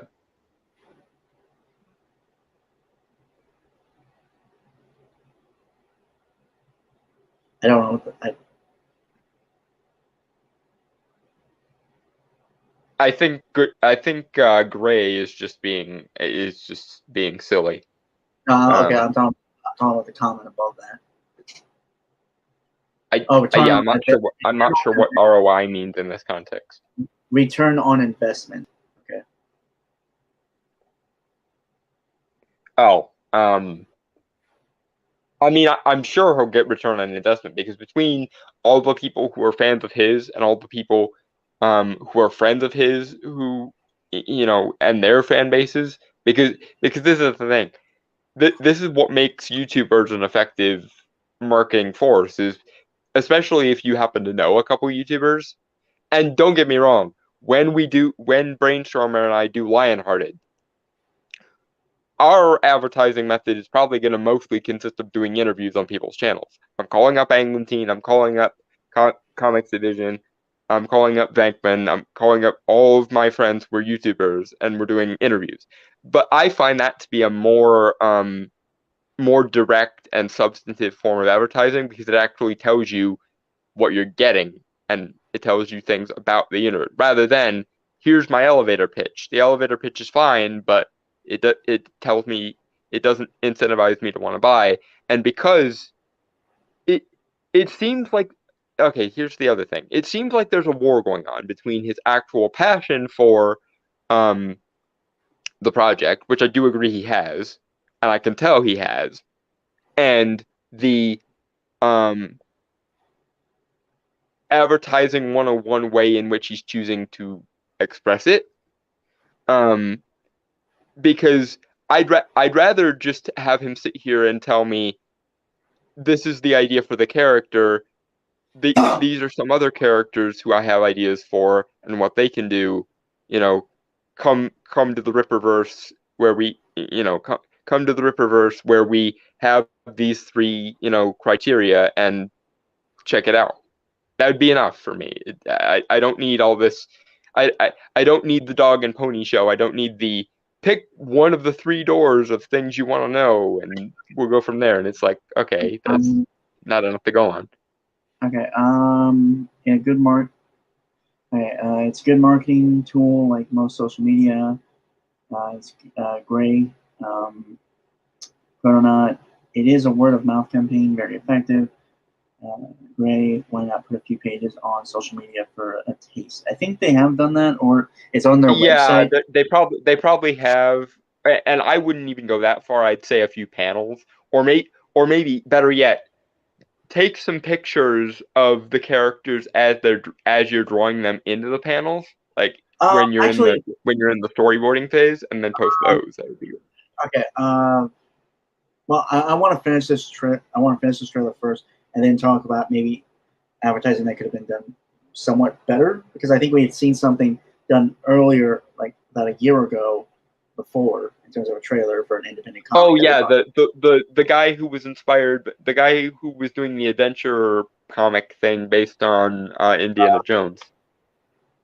Well, that, and also Astonishing Times, if you remember that comic. That was also good. Yeah, it was like, here is this character, here's the world he exists in, here are some of the adventures we're planning on having him go, and then, by the book. Yeah, so. Anyway. That would be Banana. Wasn't for him. So now he lives on his own ranch outside of the big city. One day, Avery gets a call from his sister, Altona. She wants him to visit his old buddy because a family friend that interned at her company, Projexis, has gone missing.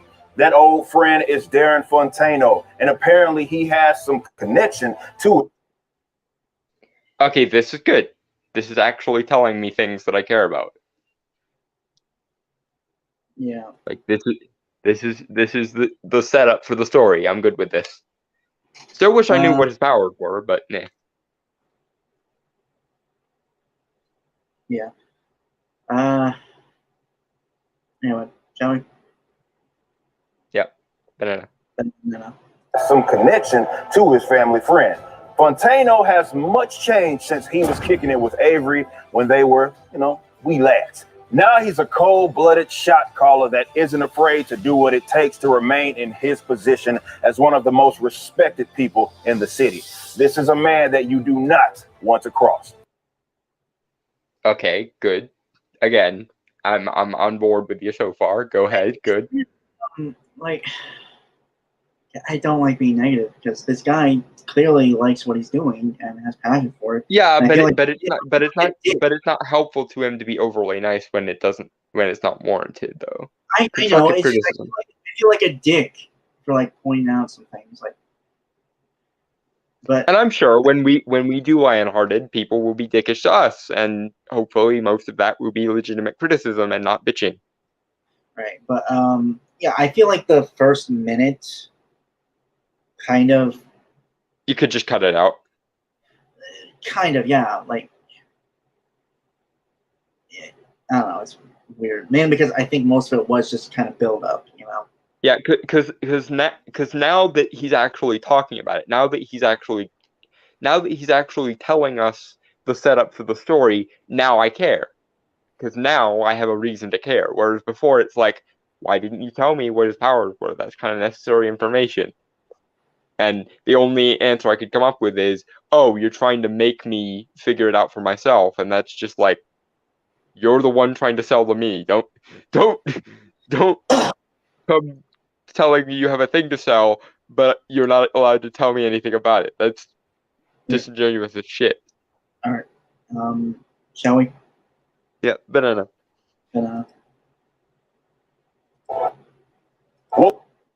it was supposed to be a simple meetup with an old friend turns into the longest day of Avery's life. He runs into other excepts such as Santuan, Yaira, and the Alpha Court. And some of these altercations take a very violent turn considering his past with one of these characters.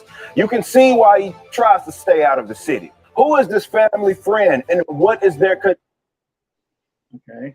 Yeah, again, I'm on board with you now. You should have opened with this. Yeah, it's like first time thing, so I'm not gonna be like super.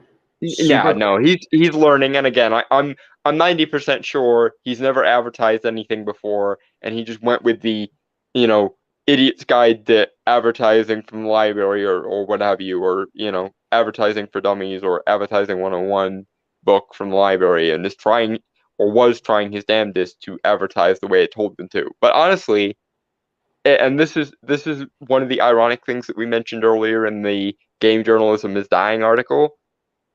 I think we're in an age now where people are just done with the floor show. They're done with all the pomp and circumstance. They just want a guy who is informed on a topic, talking about the topic like he gives a shit about it in an informed manner.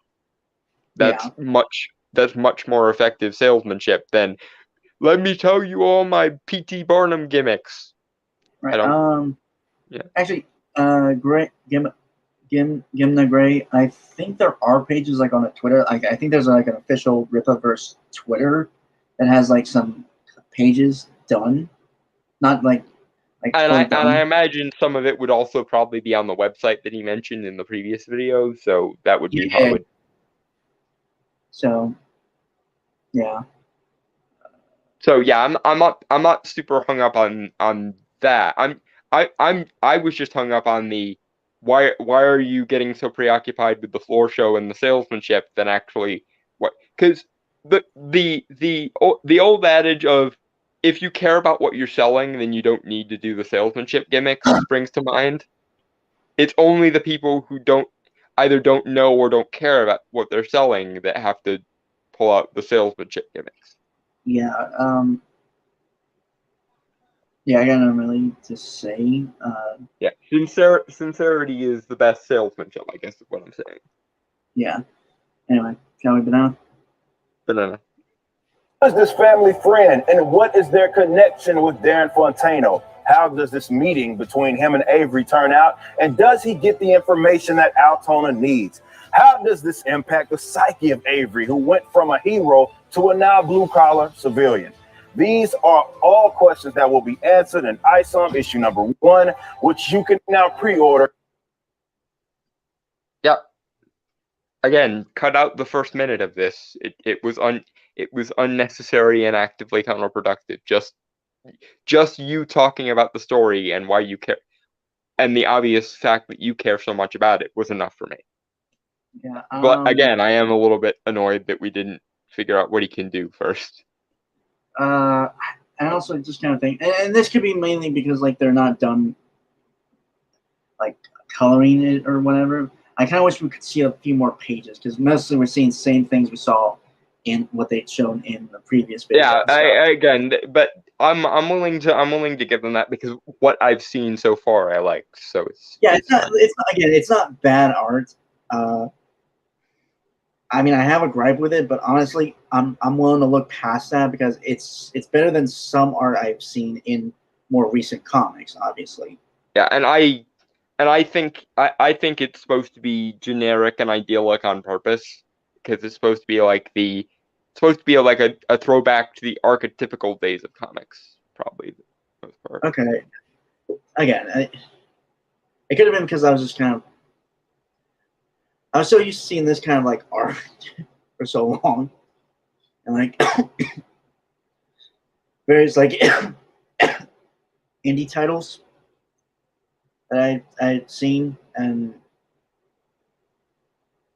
like it I don't know, it just kind of snapped something in my brain.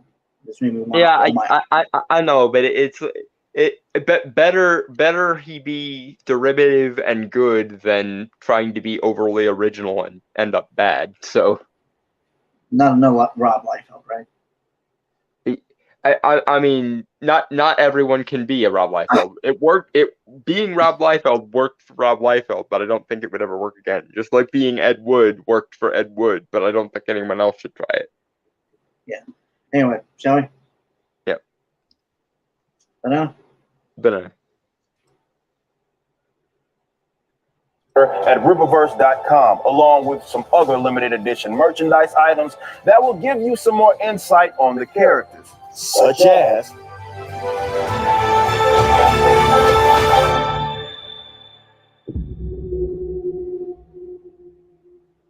Earth.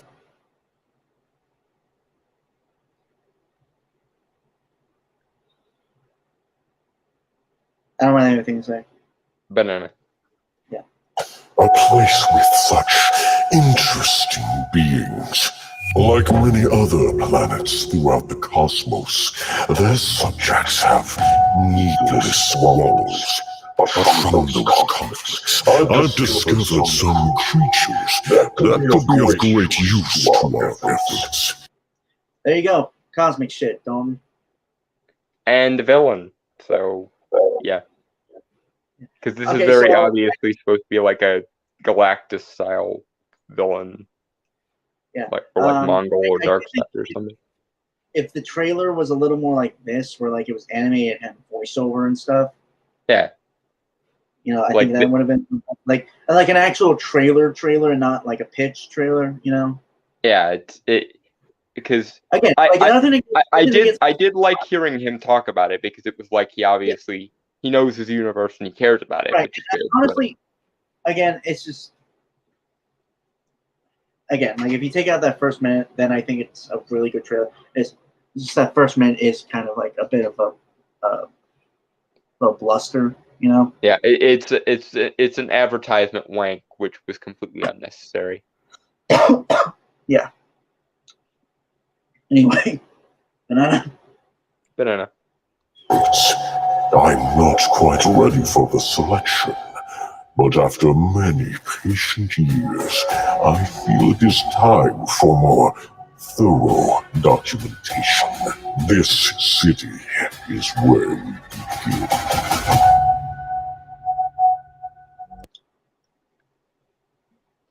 Yeah, I'm at least going to be following the villain's exploits, if nothing else. Yeah. I would say like if anyone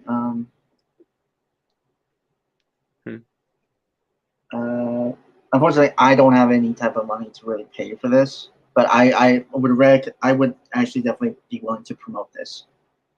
It seems like he's trying to build suspense for the product.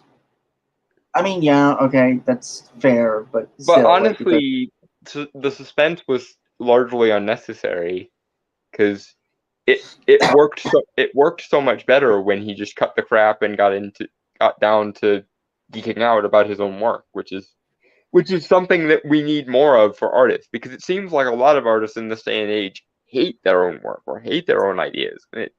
It baffles me, but I like to see creators geek out about their own work because it means they care as much as we do.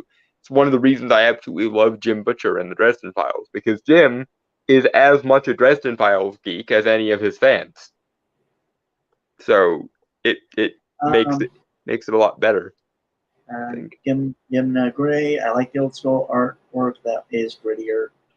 Again, like I think it just took me a bit to like warm up to the art, because I was just seeing like kind of the pieces of art that I was seeing was just it looked more like poster art, you know? Yeah.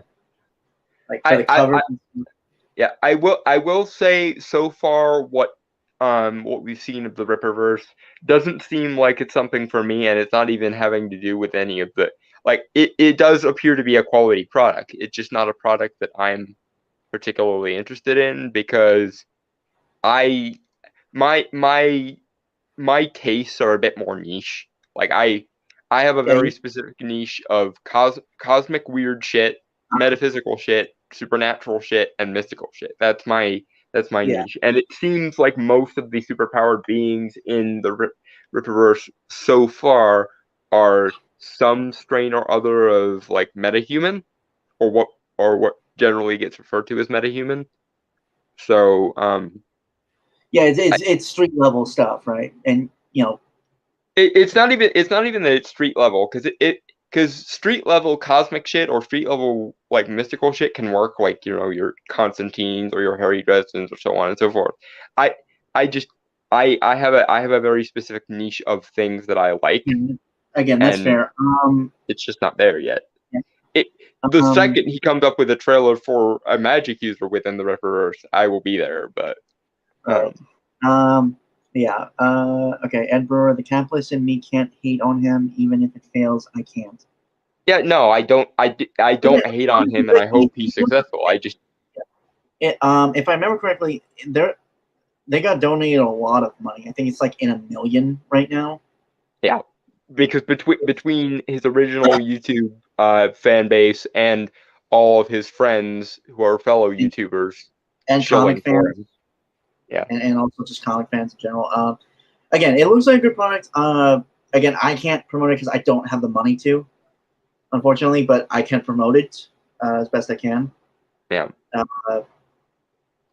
And again, I'm not gonna buy it just on the basis of it's not the part of the Ripperverse that I would find interesting doesn't appear to exist yet, and the second it does, I will pick up a book. But that's definitely fair.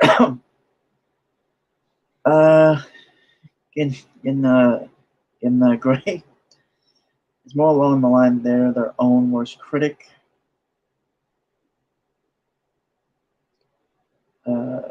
Sometimes, yeah, sure, Gray, but in art schools of this day and age specifically, contempt for their own work and contempt for their audiences and contempt for their own IPs is seen as almost a moral good.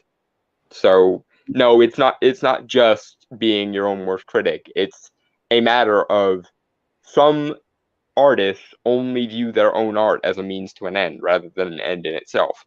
And that is a massive problem. Right. Okay. Hand-drawn Conan or Red Sonja style. Get that Gray.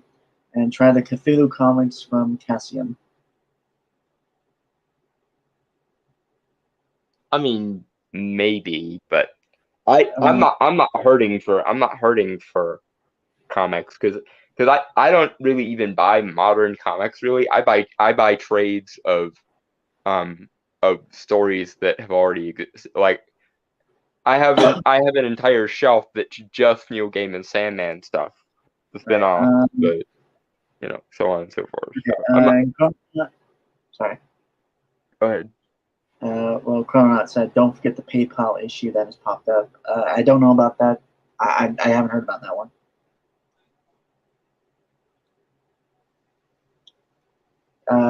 Need context on that one, Chrono. I don't know about the PayPal issue. I'm not sure about that either.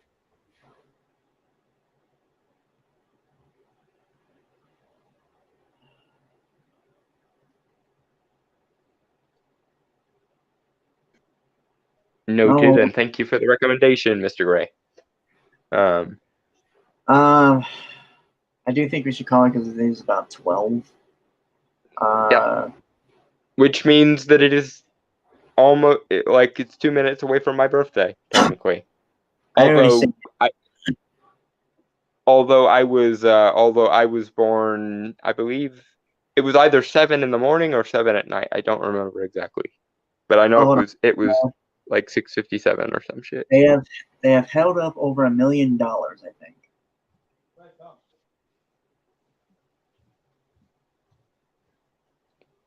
Oh, well, fuck PayPal's inability to actually move shit then. For the Ripperverse thing. Okay.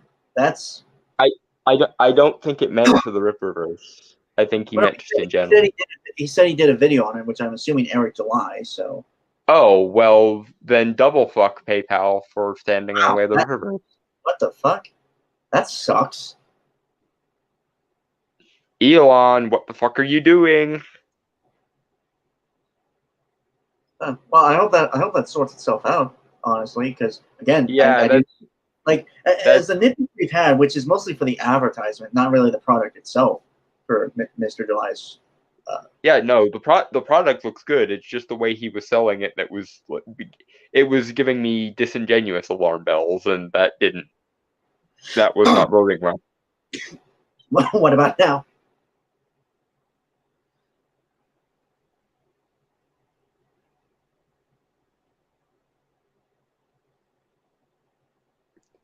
I mean, best of luck with that. My will has taken a pounding recently, but I will try, Ed. Right. So yeah, again, hope Mr. July's venture works out for him. We'll try to keep an eye on it, or I will at the very least, and try to promote him as best we can. If you can, or if you want to, please go to the Rippaverse and all that stuff, and please chill, and please buy his shit. And come a few years from now, and we have shit to hawk. Consider also buying that shit, but that won't be for a few years yet. Yeah. So, So we'll see you all. Also, happy birthday, Dalton. Yes. Yeah. We'll see you. We'll see you guys next week. Again, we'll be covering the Comic-Con stuff for the next few weeks. Yeah. So keep that in mind. Next week is going to be DC based. So, Black Adam, Shazam, and Sandman, and also Dragon Prince. And then the week after next is going to be all the Marvel stuff. So, Wakanda Forever, She-Hulk, and Phase 5 and 6 stuff. And then the week after that will probably include the Dungeons and Dragons trailer and also a review for the Sandman Netflix series because it will be out by then. Expect rants because that does not impress me so far. Okay, guys. We'll see you later, okay? Yep. Goodbye and fuck off. And happy birthday to me.